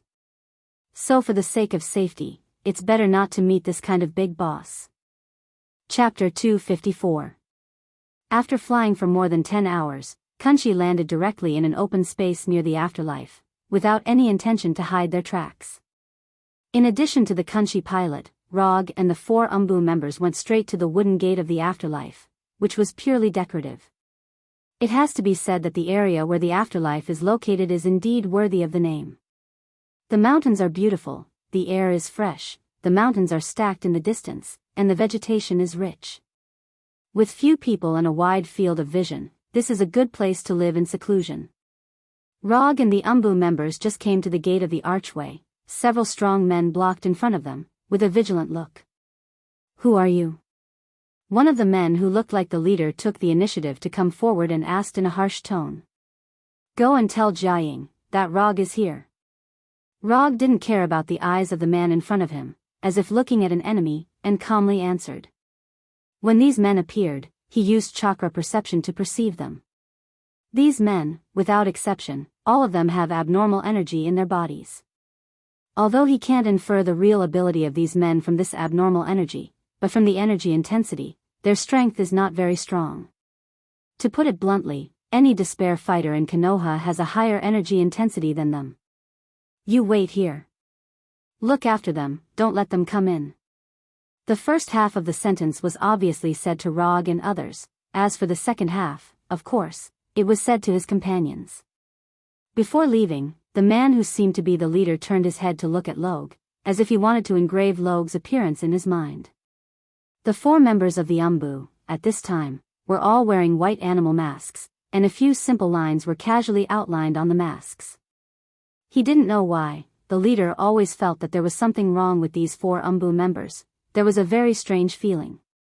However, he couldn't tell what was strange about it. Rog saw the doubts of the leader. If it weren't for the fact that the current environment is not suitable, he would tell this man that the reason why he felt that the Umbu members looked strange is purely because these guys have killed too many people. To be more precise, his killing intent was too strong. Although the 4 members of the Dark Operation didn't say a word, in their eyes, these Inhumans who were blocking their way were no different from a group of chickens waiting to be slaughtered. The afterlife wasn't very big. 5 to 6 minutes later, Rog saw the true ruler of the afterlife, Jia-ing, and her most loyal subordinate, Gordon. Other than the 2 of them, there was also Sky and Maximus. Rog didn't remember that there was a person called Maximus in the afterlife, and there was nothing about him that was worthy of his attention. Therefore, he chose to ignore it. Just like the few mutants who had stopped them, he wasn't even interested in knowing their names. It was this kind of person again. That expression again. Maximus saw Rog's disregard, and his sensitive heart instantly became turbulent. However, he controlled his expression and actions very well and did not show the dissatisfaction in his heart. He had experienced Rog's attitude too many times in Adelan City, to the point that he was already used to it. Although he was a member of the royal family, and was the younger brother of the Black Bat King. However, his awakened abilities were not very advanced, or rather, in the eyes of the Moon's Inhumans, they were not very advanced. Therefore, his status in Adelan City was not very high. In terms of technology, Adelan City's technology was more advanced than most of the countries on Earth. However, Adelan City used a rigid caste system, and the status of the members of society was determined by their awakened abilities. Once the decision was made, no matter how great and powerful the Inhumans became in the future, it would not change their status in Adelan City. He came from a good family, and his parents and brother were all of high status in Adelan City. However, he was just an ordinary member of Adelan City, and was on the same level as the lowly Inhumans. This was a fact that Maximus could not accept and was unwilling to admit. Maximus, who grew up with this mentality, did not hate Adeline City to the core, but he definitely did not have a good impression of it. Therefore, he secretly came to Earth, and came to the place where the Inhumans lived in the afterlife. After confirming that Sky was not harmed in any way, Rog went to Jia Ying's study under her invitation. "Tell me directly, what are your plans?" There were only the two of them in the study, so Rog did not bother to waste time with Jia Ying, and asked directly. "Before I answer your question, I want to know what you think of the Inhumans as a race, and what do you think of Sky?" Although she did not have much combat power, and was facing a famous and powerful person like Rog, Jia Ying still maintained her composure and calmness. "I don't have any opinions. Inhumans are just humans. However, your ancestors were the products of the Kree's experiments, so you can awaken abilities that humans do not have. As for Sky, although you are her mother, I still refuse to answer this question." Rog spoke slowly, at the same time using Chakra's sensing ability to sense all the Inhumans in the afterlife. "It seems that you know a lot about the history of the Inhumans, but this is normal. You were able to help Daisy awaken her ability through the fog of Terrigen, and you also know how to help Daisy control her ability. Without a certain level of understanding, you would not be able to do all this." Here, Jia Ying paused, and then continued. "Maximus is an Inhuman from Adeline City. A few months ago, he suddenly came to the afterlife, saying that he came on behalf of Adeline City." After hearing the words Adeline City, Rog's face finally showed a look of interest. If it was only the afterlife, it really did not pique his interest. The reason he came in person was purely for Sky's sake. And now, he felt that he might have made the right choice. Unlike the organization in the afterlife, which did not have much strength, Adeline City was an existence that was several levels higher. Not to mention the advanced technology and the Inhumans in Adeline City, just the Inhuman leader of Adeline City, the Black Bat King, was an important character that could not be ignored. "Then, if I'm not wrong, what you want to say next should be cooperation with Konoha, right?" Jia Ying would not bring forward Adeline City for no reason, and since she took the initiative to say this, it was not difficult to guess what she wanted to say next. "That's right, I hope that Konoha can cooperate with the afterlife." "And the benefits?" "No one will cooperate with you if there are no benefits." Chapter 255. You are the director of Konoha's intelligence agency, and the famous Yondaime Hokage. You may not be interested in the reward that the afterlife can give you. Although that was what she said, Jia Ying's expression clearly meant something else. "Don't talk nonsense, just say it. What kind of reward can you give me?" If Jia Ying can't give him any valuable reward, Rog doesn't care whether she is Sky's mother or not. It's impossible for him to work for free. With this kind of time and energy, he might as well go back and accompany Gwen. Speaking of this, the spider serum seems to be strengthening Gwen more and more. Some of the things that he couldn't do before were now easy to do. Next time when he goes back to New York, maybe he can try. Rog, who had a serious face on the surface, couldn't help but think of some unhealthy pictures. "Well, then I'll say it. The afterlife can give you a planet suitable for human habitation. I don't know if this reward is enough for you to do it." Jia Ying's tone was very flat, but the content of what she said was not flat at all. "A planet? A planet suitable for human habitation? When did the afterlife become so rich, to the point of using a planet as a reward?" Rog didn't directly answer Jia Ying, but began to quickly recall. Mutants, planet, human habitation. There was only one planet that met these keywords at the same time in his memory. The planet Tatooine that exiled the first mutant hive in history. Did the afterlife get the black boulder that can teleport to the Tatooine planet? Questions quickly flashed through Rog's mind. "In order to avoid unpleasant misunderstandings, I want to confirm, the planet you said, is it the planet where the first mutant hive was exiled?" For other mutants, the existence of the hive may be a historical mystery. But for Jia Ying, who controls the afterlife, this may just be ancient history recorded in the history books of the mutants. "I'm more and more curious, where do you know so much about the mutants?" "Yes, it's the planet where the hive was exiled. Mutants can't compete with the hive, but you can. You have enough strength to get rid of the hive and get a planet of your own." Speaking of this, Jia Ying's tone became excited. If it weren't for the existence of the hive on the planet Tatooine, she wouldn't have considered the planet as a reward. That's a whole planet, and a planet suitable for human habitation. How much value a planet has, even if you think with your toes, you can know it. Your reward is really a big deal. I'm very satisfied with the reward. Tell me, what do you want Konoha or me to do?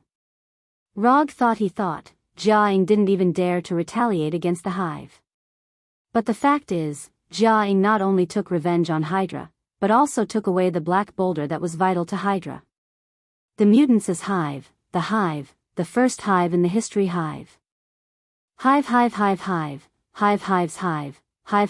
we hope to get a Krive fleet, or some of the ships in the fleet. In addition, we hope that Konoha's intelligence agency can help the mutants of the afterlife integrate into society. In other words, we need Konoha to endorse the identity of the mutants of the afterlife. Rog understood every word Jia Ying said, but the more he listened, the more confused he became. Krive fleet?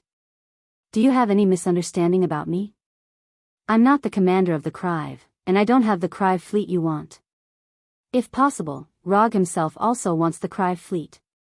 But the problem is that there is no Krive fleet on the Earth, and there are not many Krive corpses. The black boulder that can teleport people to Tatooine is indeed very attractive, but that doesn't mean he must get it. If the conditions permit, he doesn't mind getting the black boulder in his hands.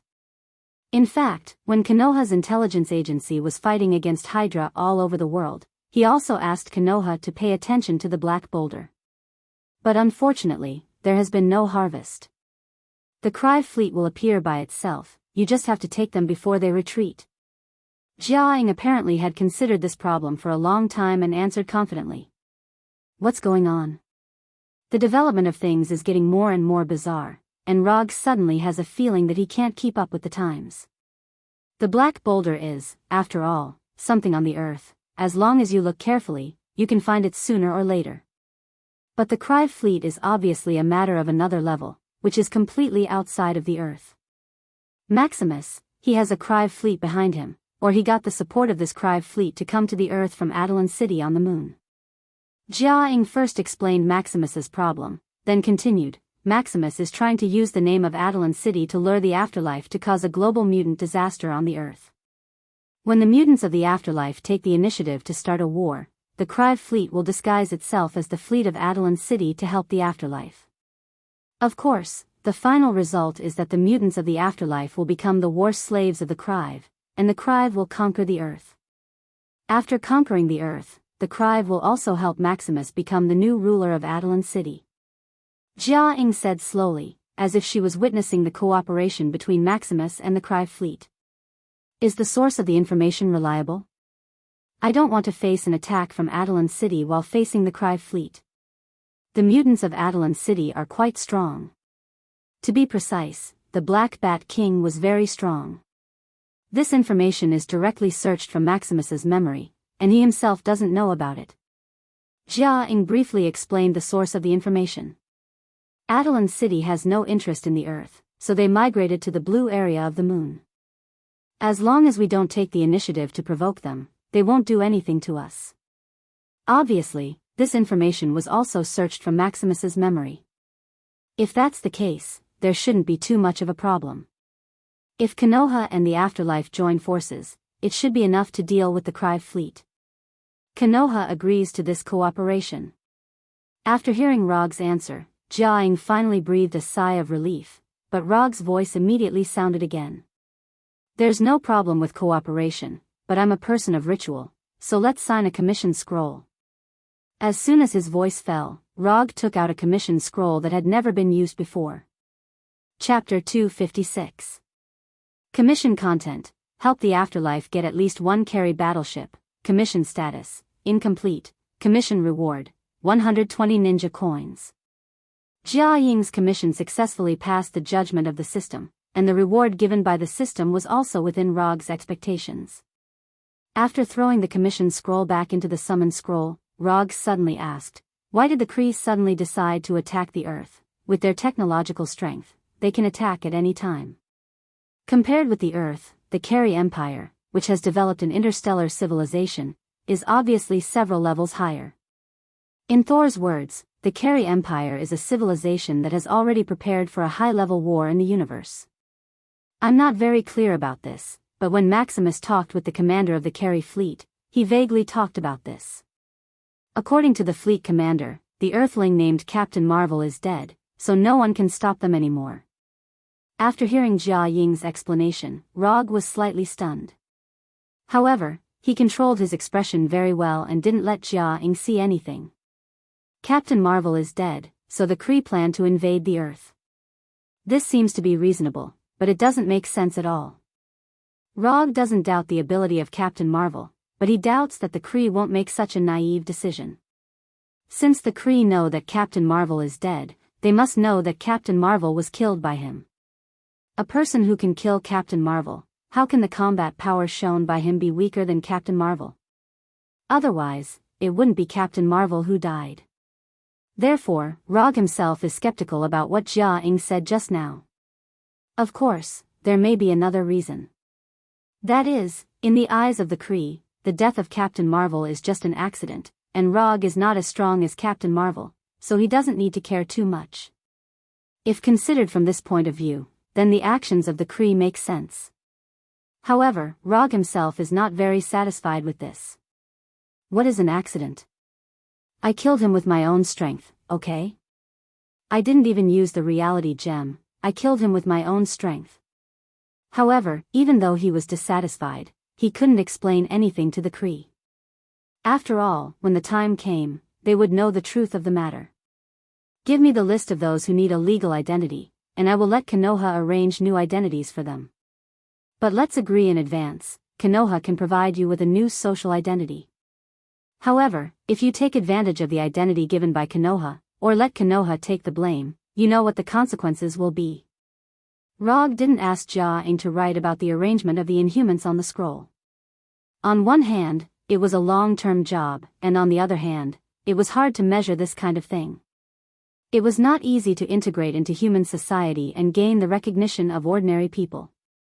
Even Rog himself still had some people who did not approve of him. They felt that he was ignoring the laws and human rights of the United States and using violence to curb violence. I will warn them seriously. After that, Jia Ying took out a list of names that she had prepared in advance from the drawer of the desk. This is the list of the first batch of Inhumans, and their abilities have been noted. It was not that Jia Ying had enough trust in Rog, but it was purely because she didn't want Konoha to secretly do any human experiments on these Inhumans. Although she didn't say it clearly, she was sure that Rog could understand what she meant. Konoha is not S-H-I-E-L-D, and it is not Hydra. Konoha is not interested in human experiments. Although Konoha's current chief scientist, Dr. Connors, is showing signs of developing more and more like Orochimaru, and even the action of sticking out his tongue is getting more and more disgusting. But as long as he is still in Konoha, no one dares to do those inhumane human experiments in Konoha. To put it bluntly, Konoha doesn't think much of the superpowers of these Inhumans.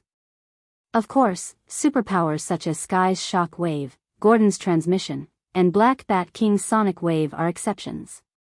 When Rog and Jia Ying were discussing cooperation and follow-up plans, Maximus was not idle and carried out his secret operations that had been thoroughly monitored. Although Maximus's superpower is not very good, it only has a certain degree of telepathy ability, and it must be used smoothly when he is concentrated. What's more troublesome is that his own mental state is not very stable, so his telepathy ability is sometimes absent. In order to make up for his own strength, he became a relatively rare inventor among the Inhumans, and he is also a genius inventor who can use simple materials to make exquisite machines. For example, for this mission, he deliberately combined his telepathy ability and invented a small hypnosis gun to make up for the fact that his superpowers sometimes don't work. If conditions permit, he doesn't mind inventing a few more weapons for himself. But in order to avoid stimulating the Inhumans in the coming world, he only carried this hypnosis gun, and deliberately made the shape of the hypnosis gun into a cylinder more than 10 centimeters long. After taking this hypnosis gun, which has no gun shape at all, Maximus walked towards the room where Sky was resting. Sky's shock wave ability, he had heard about it for a long time, and he saw it with his own eyes yesterday. If used well, Sky's ability can play an instant role in changing the situation on the battlefield. This ability should not appear on an inhuman from Earth.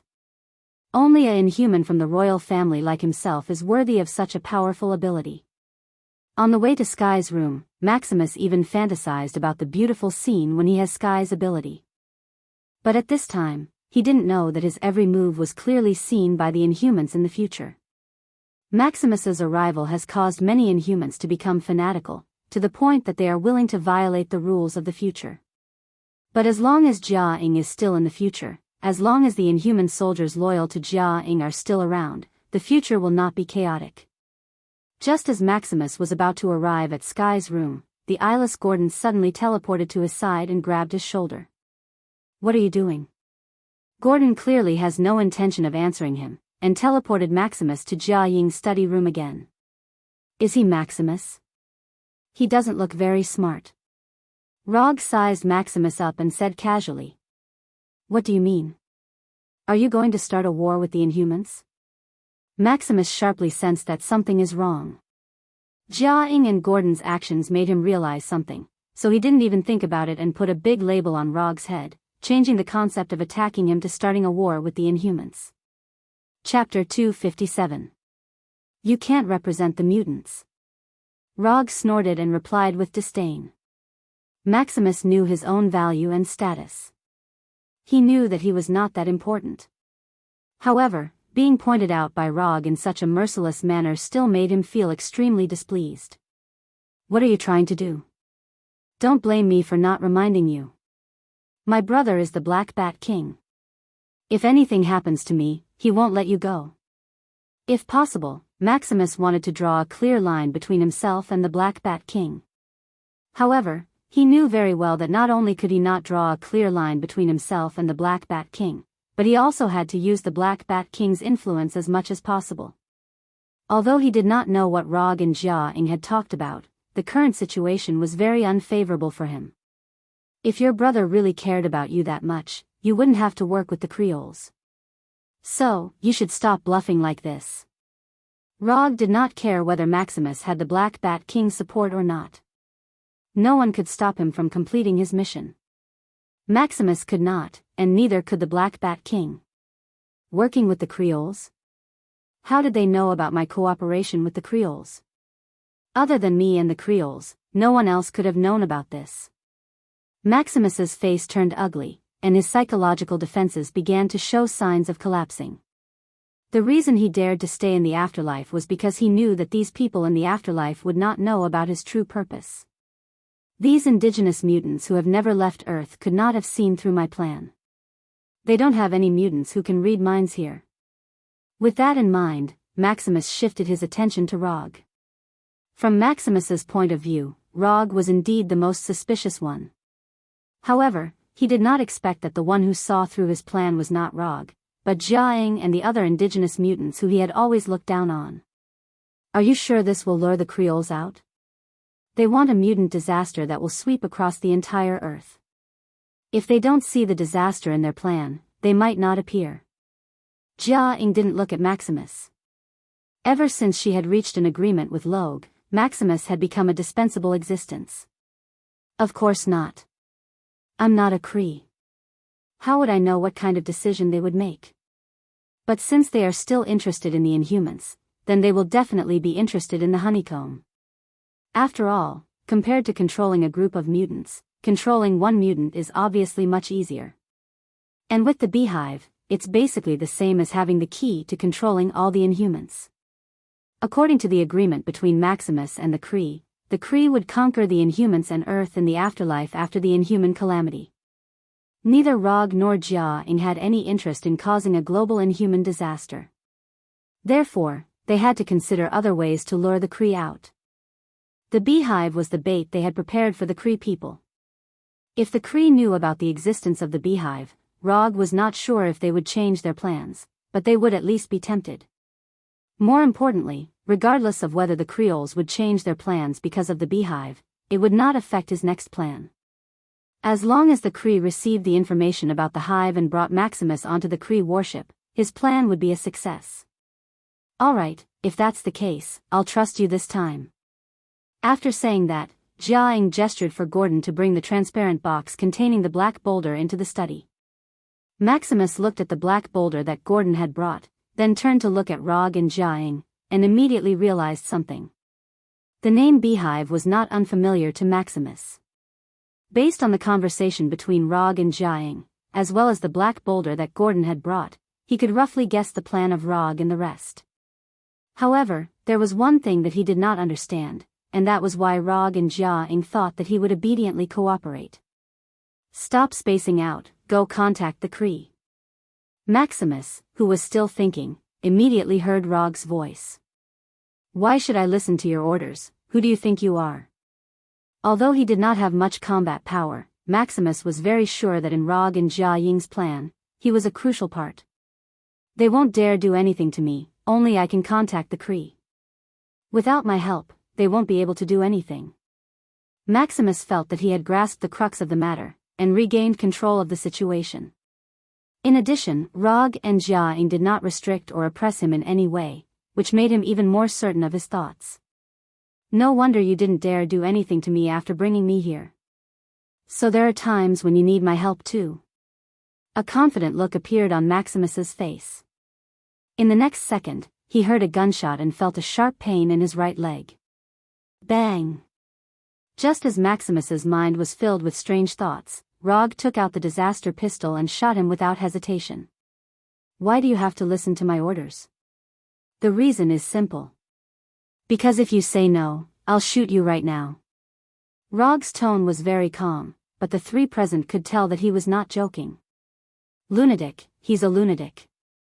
Maximus endured the intense pain from his right leg and looked at Rog and the disaster pistol in his hand with an incredulous expression. Not only was Maximus shocked, but even Jia and Gordon did not expect that Rog would shoot him so decisively. Without saying a word, he pulled out the gun and shot. No, it was not just a word, he didn't even say a word and shot him directly. As soon as Maximus opened his mouth, Rog's voice sounded again. Think carefully before you answer.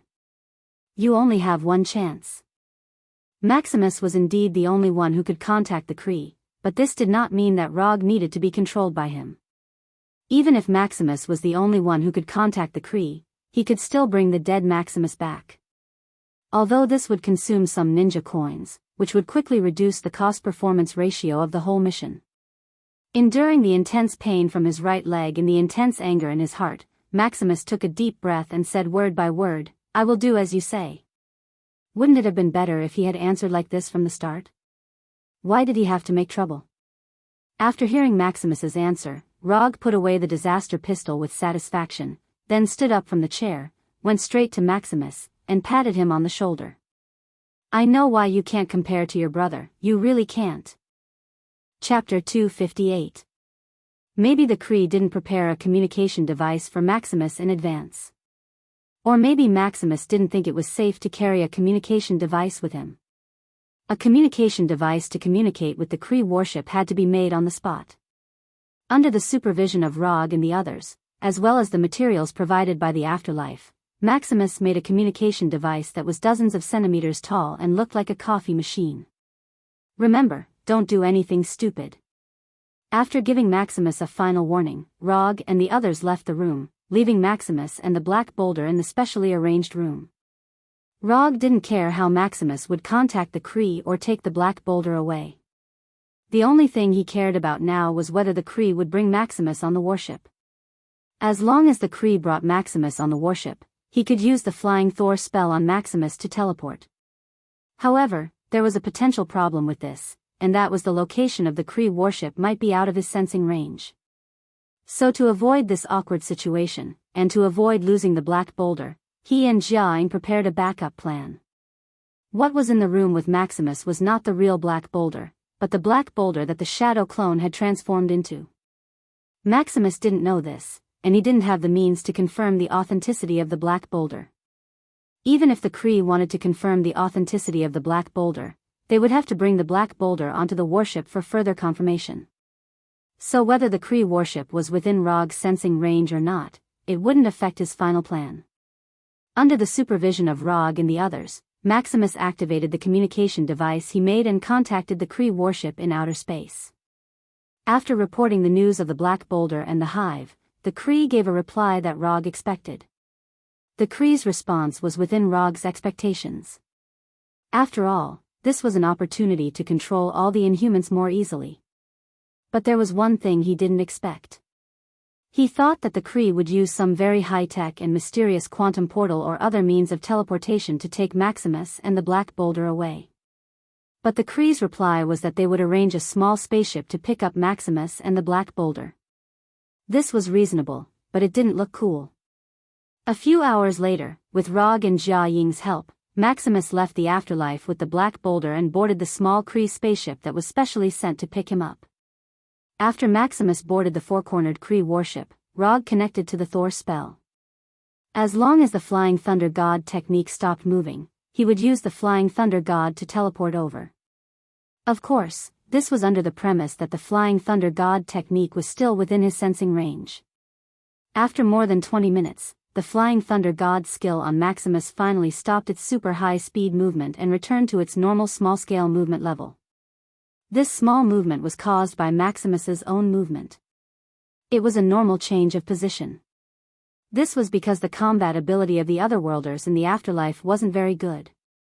At least from Rog's point of view, they were barely passable. So other than Gordon, he didn't bring any other Otherworlders. He only brought 4 of his Dark Ops.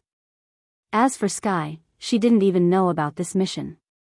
Just kill the enemy's strength.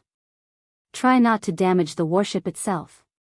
After instructing the 4 Dark Ops, Rog grabbed one of them by the shoulder and the Flying Thunder God left the afterlife. In just a moment, Rog and the others were teleported from the ancient afterlife to the interior of the Kree's warship. Maximus was still wondering if he should tell the Kree the truth, but before he could come to a decision, he saw Rog's figure again. Rog and the others were like ghosts, suddenly appearing around Maximus and the Kree warriors. Before the Kree warriors could even raise the alarm, they were quickly sent to hell. All of this happened in a flash. Maximus didn't even recover from the shock of Rog's appearance.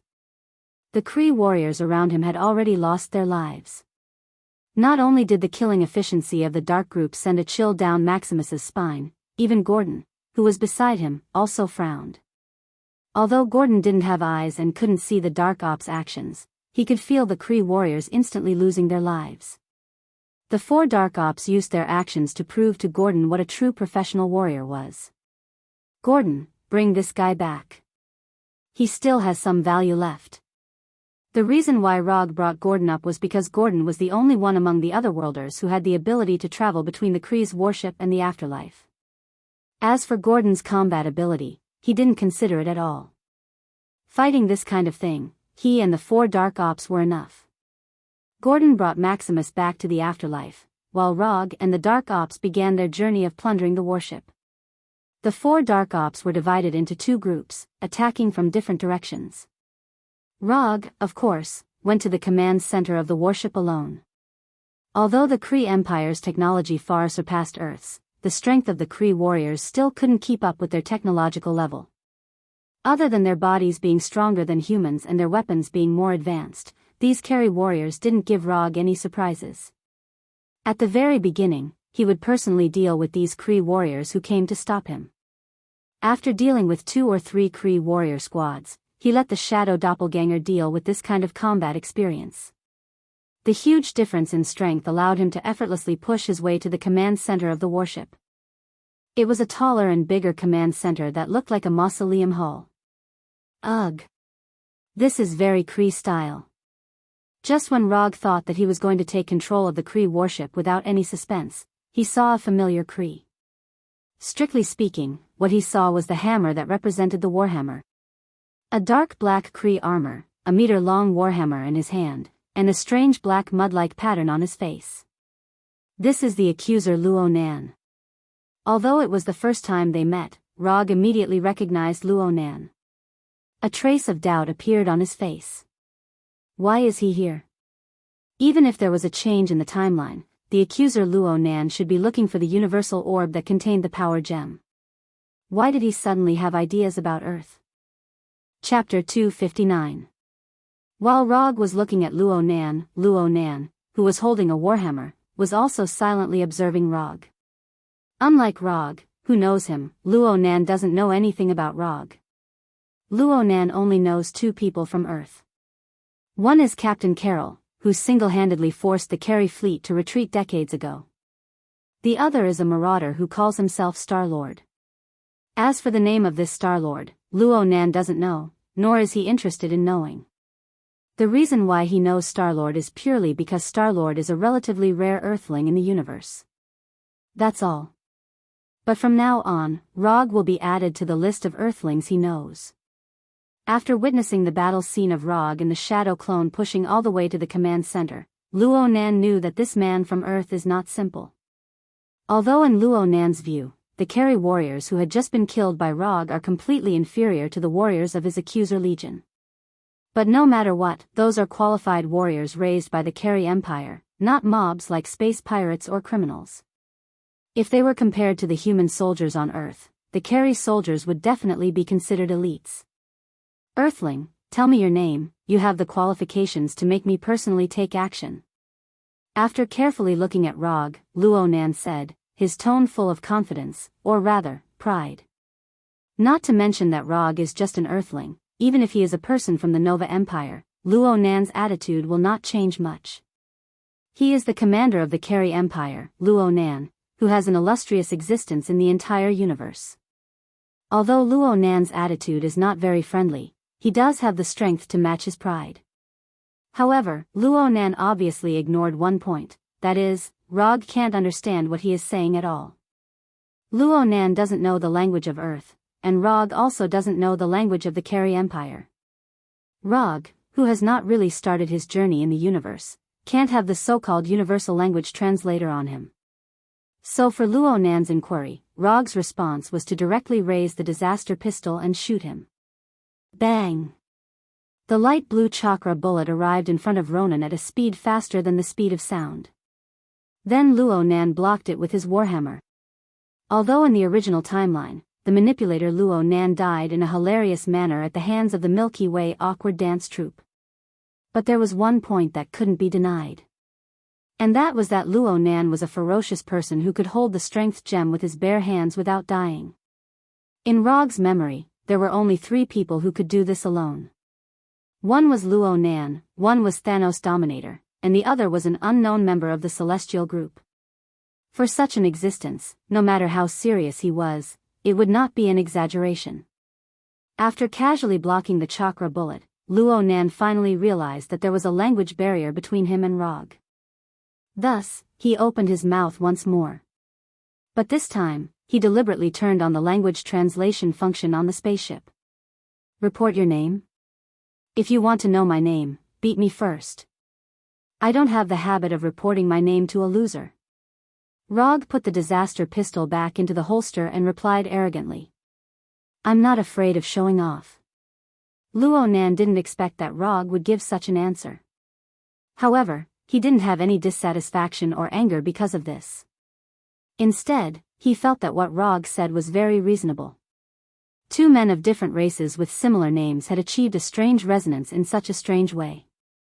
Fortunately, Rog didn't have any telepathy ability now, otherwise, he would definitely tell Luo Nan clearly that they were not the same kind of people, and it was impossible for them to have the same hobby.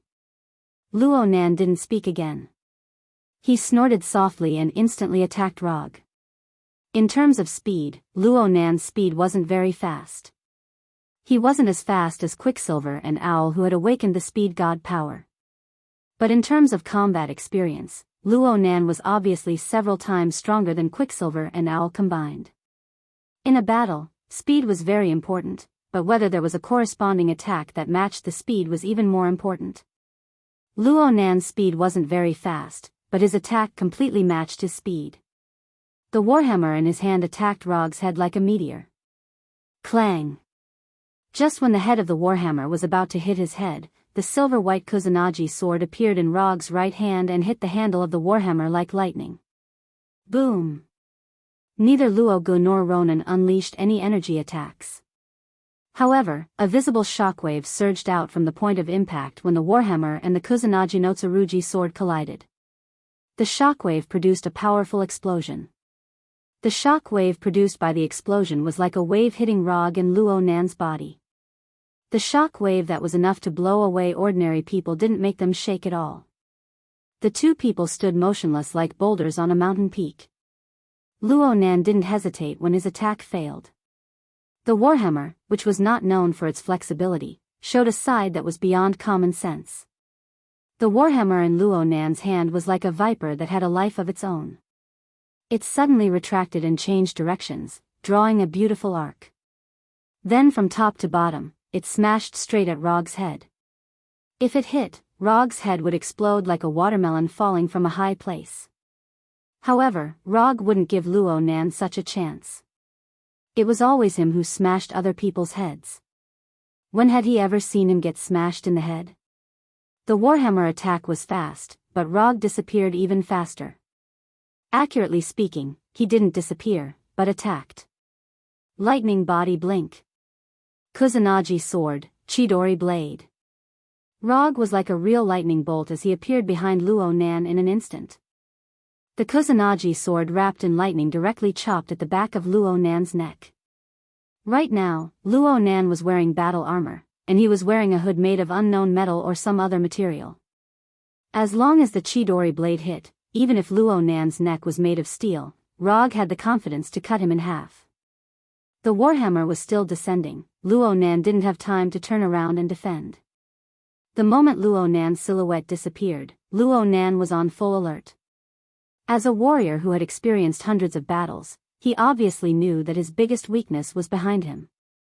When the Kusanagi sword was only 10 centimeters away from Luo Nan's neck, Luo Nan's body suddenly exploded with a dark energy that was as dark as ink.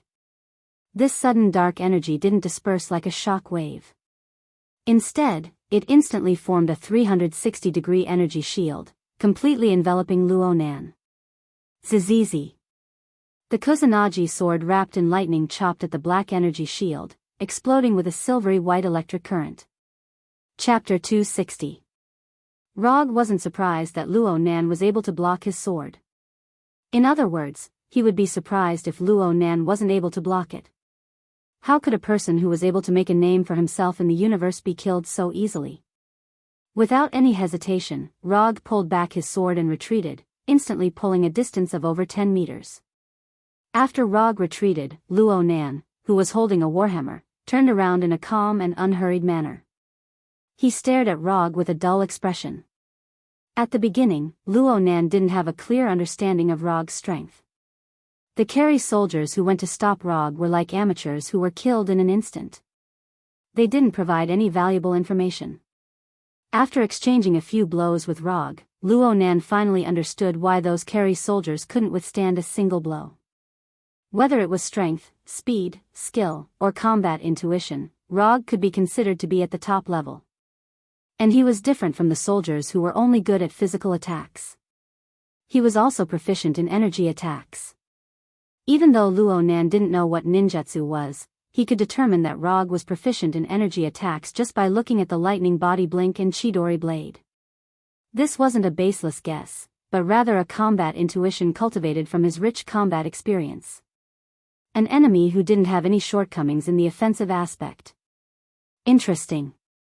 Other than his constitution being a bit weaker, Luo Nan didn't see any weaknesses on Rog's body. But this was only the information obtained from the short exchange. As for whether Rog had any other weaknesses, Luo Nan needed further confirmation. Luo Nan silently adjusted his evaluation of Rog's strength and increased his threat level by a few levels. In the Keri Army's general evaluation standard, the threat level of an ordinary adult male from Earth was close to 0. But the threat level of the Flake Meta Beast, which was known as one of the most dangerous creatures in the universe, was extremely high. As for Rog, Luo Nan felt that his threat level was even higher than the Flake Meta Beast. He had reached an extremely high level. But even so, Luo Nan didn't have any thoughts of retreating. Creatures that were evaluated as extremely threatening had died by his hands more than 1 or 2. Although Rog was very strong, he hadn't reached the point where he couldn't resist. If Luo Nan only felt that Rog had the qualifications to make him personally take action against him before, then right now, Rog was an opponent worthy of him taking seriously and going all out against. The controller, Luo Nan, was prepared to attack with all his strength. Without any warning, Luo Nan attacked Rog once more. This time, he did not hold back at all and directly unleashed his peak strength. Luo Nan charged towards Rog like a meteor, and the warhammer in his hand began to radiate with a black glow.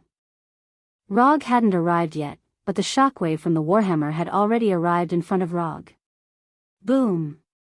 The terrifying shockwave hit Rog's position like a missile, blasting a 10-meter-wide hole in the metal floor. The huge impact caused the entire command center to shake violently. The shockwave emitted by the warhammer was indeed powerful, but it did not cause any damage to Rog. In the instant that the warhammer radiated with a black glow, he used lightning body blink to leave his original position. The warhammer in Luo Nan's hand looked ordinary and mediocre, just like an ordinary warhammer made of metal. But this warhammer was a high-tech product of the Carey Empire, and it had a very special name. Omnipotent Weapon, this was the name of Luo Nan's warhammer. Don't look at the name, the warhammer's abilities were not lacking at all. It could disintegrate or recombine matter, manipulate matter's gravity and density, it could control lightning, absorb energy, manipulate energy, create an energy shield, fire shock waves, it could fly, create a force field, create a time shift domain, carry out hyperspace teleportation. Even in the technologically advanced Carey Empire, this omnipotent weapon, warhammer, was a rare god-level weapon. In terms of pretentiousness, Luo Nan's omnipotent weapon warhammer might not be able to compare to Thor's hammer Mjolnir. But in terms of practicality, the omnipotent weapon warhammer threw Thor's hammer by several levels. And it was different from the picky Thor's hammer. The omnipotent weapon warhammer was much more approachable, and its requirements for the user were much lower.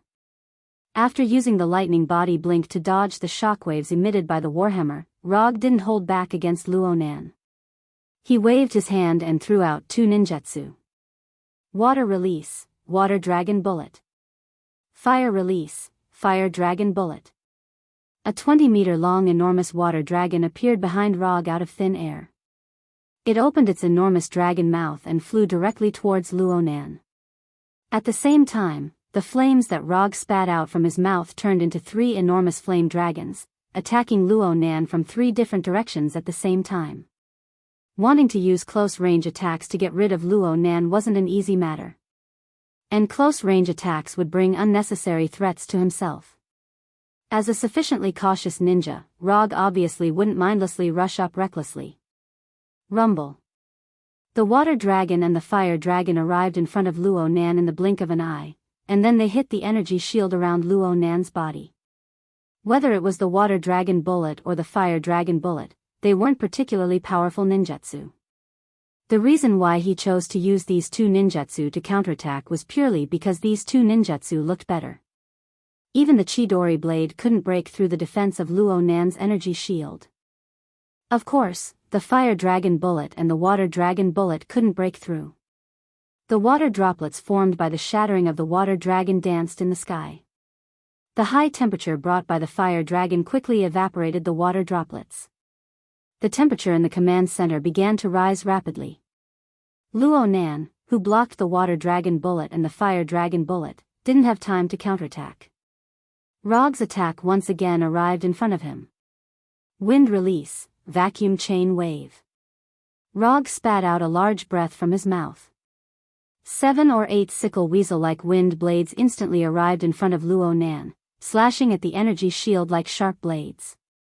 The wind blade-like vacuum chain wave could not only cut the opponent's body and weapon, but it could also cut the opponent's chakra. Of course, Luo Nan couldn't have chakra. So what the vacuum chain wave cut at this time was the energy circuit of the energy shield. Whether it was a barrier or an energy shield, there would be an energy circuit during the maintenance period. So when faced with a barrier and an energy shield, cutting off the energy circuit was the best way to break the barrier and the energy shield. Of course, if one's strength was strong enough to ignore the barrier and the energy shield, then it was also possible to break it with brute force. Rog didn't expect the water dragon bullet and the fire dragon bullet to break Luo Nan's energy shield from the beginning. He just wanted to use the water dragon bullet and the fire dragon bullet to test the weakness of the energy shield. In other words, the key connection points of the energy circuit. This kind of thing might be a bit unimaginable for other people. But for Rog, who had the Sharingan, it wasn't a difficult thing. The insight of the Sharingan was indeed inferior to the Byakugan. Even the Manjikyu Sharingan's insight couldn't be compared to the Byakugan. But he didn't need the abnormal insight of the Byakugan. He just needed to roughly determine the connection points of the energy circuit in a few suspicious areas. That was enough. Vacuum chain waves sickle weasel wind blades seemed to randomly cut at the energy shield, but every landing point was meticulously designed by Rog. Luo Nan never thought that Rog would actually be able to formulate an attack plan that specifically targeted the energy shield in such a short period of time. At this time, he still maintained absolute trust in the energy shield. However, at the moment when the sickle weasel's wind blade hit the energy shield, it had helped him block countless attacks. The energy shield, which had never been broken by anyone, shattered like glass. Lightning release, Chidori. Chapter 261. Rog, who was originally 20 meters away, instantly arrived in front of the accuser Luo Nan. His left hand, which was sparkling with a silvery white lightning, directly pierced towards Luo Nan's heart. Right now Luo Nan was still in shock from his energy shield being broken. He never thought that his energy shield, which had never been broken before, would actually break at this time. Compared to the shattering of his energy shield, Rog, who had instantly appeared in front of him, didn't give him too much of a shock. It was already too late for him to reconstruct his energy shield. Rog wouldn't give him this kind of time. If Rog wasn't facing Luo Nan right now, but another carry warrior, then this Chidori would have pierced through the opponent's heart without any suspense, thoroughly ending the opponent's life. But Luo Nan wasn't an ordinary carry warrior. This wasn't the first time he faced a fatal attack that was close at hand. Even though he didn't have enough time to make any sort of defense or counterattack, he was still able to dodge the Chidori. The Kree armor he was wearing had bought him a true moment of time. And it was in this instant that normal people were unable to detect or grasp, that Luo Nan activated the most peculiar ability of the Universal Warhammer. Time Shift Domain. Luo Nan didn't have the ability to control time. The Universal Warhammer couldn't control time like the Time Gem. But the Universal Warhammer was one of the few weapons in the universe that could use the power of time. In the technologically advanced Carry Empire, why was the Universal Warhammer able to be called a god-level personal weapon? Aside from the Universal Warhammer being extremely versatile, the most important thing was that the Universal Warhammer was able to use Time Shift Domain. As for how the domain of Time Shift was created, even the Carry Empire's highest intelligence couldn't give an accurate answer. This ability was like time playing a joke on the Universal Warhammer. It inexplicably allowed the Universal Warhammer to possess this ability. How the Time Shift Domain appeared wasn't the main point that Luo Nan cared about right now. What he needed right now was to use the Time Shift Domain's ability to dodge Rog's Chidori. When the Time Shift Domain's ability was activated, the time Luo Nan was in seemed to be completely isolated from the time of the entire world. It formed a sort of time parallel. For others, time didn't change at all. It flowed as it should. But for Luo Nan, who was in the domain of time movement and movement, the time he was in was extended. It was extended in a different sense. In this extended period of time, he had no way of changing what was already happening in the real world. Because that was the power of time. If he couldn't change time, he couldn't change reality. However, the Time Shift Domain didn't exist to change time in the first place. From the name, Time Shift Domain, one could see the true use of this ability. Mobile Domain. In the flowing river of time, it was a domain that could move one's position. In a way, this ability was very similar to teleportation that involved the power of space. However, teleportation relied on the power of space, while the Time Shift Domain relied on the power of time. Although the borrowed power was completely different, the effect was still very similar. So in Rog's perception, Luo Nan, who had clearly been stabbed by him, instantly disappeared before his eyes. He dodged it. Luo Nan's instant disappearance made Rog frown slightly. He knew better than anyone else how fast Chidori's speed was. He had just felt the touch of hitting Luo Nan, and the green blood on his left hand's fingers proved this point. How did he disappear? Rog wasn't unfamiliar with the power of space, and he didn't think that Luo Nan's disappearance was due to his speed being too fast. Whether it was teleportation using the power of space or the instant disappearance brought about by extreme speed, it wasn't the same feeling as just now. Relying on the all-purpose Warhammer's time shift domain, Luo Nan successfully dodged Rog's Chidori and saved his life that was in imminent danger. Although he temporarily avoided the fate of death, using the time shift domain consumed a huge amount of energy, causing him to feel an intense sense of fatigue. There was no need to doubt the effect of the time shift domain. This wasn't the first time he used this ability to save his life. Even so, he still couldn't completely control this ability. He could only use it as a life-saving skill at a critical moment. Feeling the faint pain and numbness from his chest, Luo Nan began to seriously ponder. He had already experienced how strong Rog was. Although the current Rog didn't seem to be going all out, the strength he displayed so far had completely exceeded his expectations. Water, fire, wind, and thunder. In less than a few seconds, Rog used 4 completely different energy attacks. This level of proficiency in energy manipulation was even stronger than some special energy creatures. Did you kill Captain Marvel Carol? After a few seconds of silence, Luo Nan suddenly asked. You know that she's dead, but you don't know who killed her? Rog asked back. We really don't know who killed her. We just confirmed her death. It wasn't that the Kree's intelligence network wasn't advanced enough, nor was it that the Kree spies they hid on Earth didn't work hard enough. It was that they really didn't know anything. Even the news of Captain Marvel's death was told to them by someone else. Of course, Luo Nan wouldn't completely believe this kind of news from an unknown source, so he made some small confirmations. After a hint from the Supreme Intelligence and a visit to the planet Captain Marvel Carol guarded, he finally confirmed that the news of Captain Marvel Carol's death was true. Thus, he brought the Kree battleship to Earth and contacted Maximus at the same time. According to their plan, this should have been a very simple plan to conquer the planet, just like the other conquering operations they had done before. But it was very clear that things didn't develop as smoothly as they imagined. Since you know that she died in my hands, then I'll send you to accompany her. As soon as his voice fell, Rog attacked Luo Nan once again. Although he didn't know how Luo Nan dodged Chidori, he was very sure of one thing. The current Luo Nan consumed a lot of energy. Being able to dodge once didn't mean that he could dodge a second time. And judging from Luo Nan's current state, Rog doubted whether he could use the magical evasion skill from before again.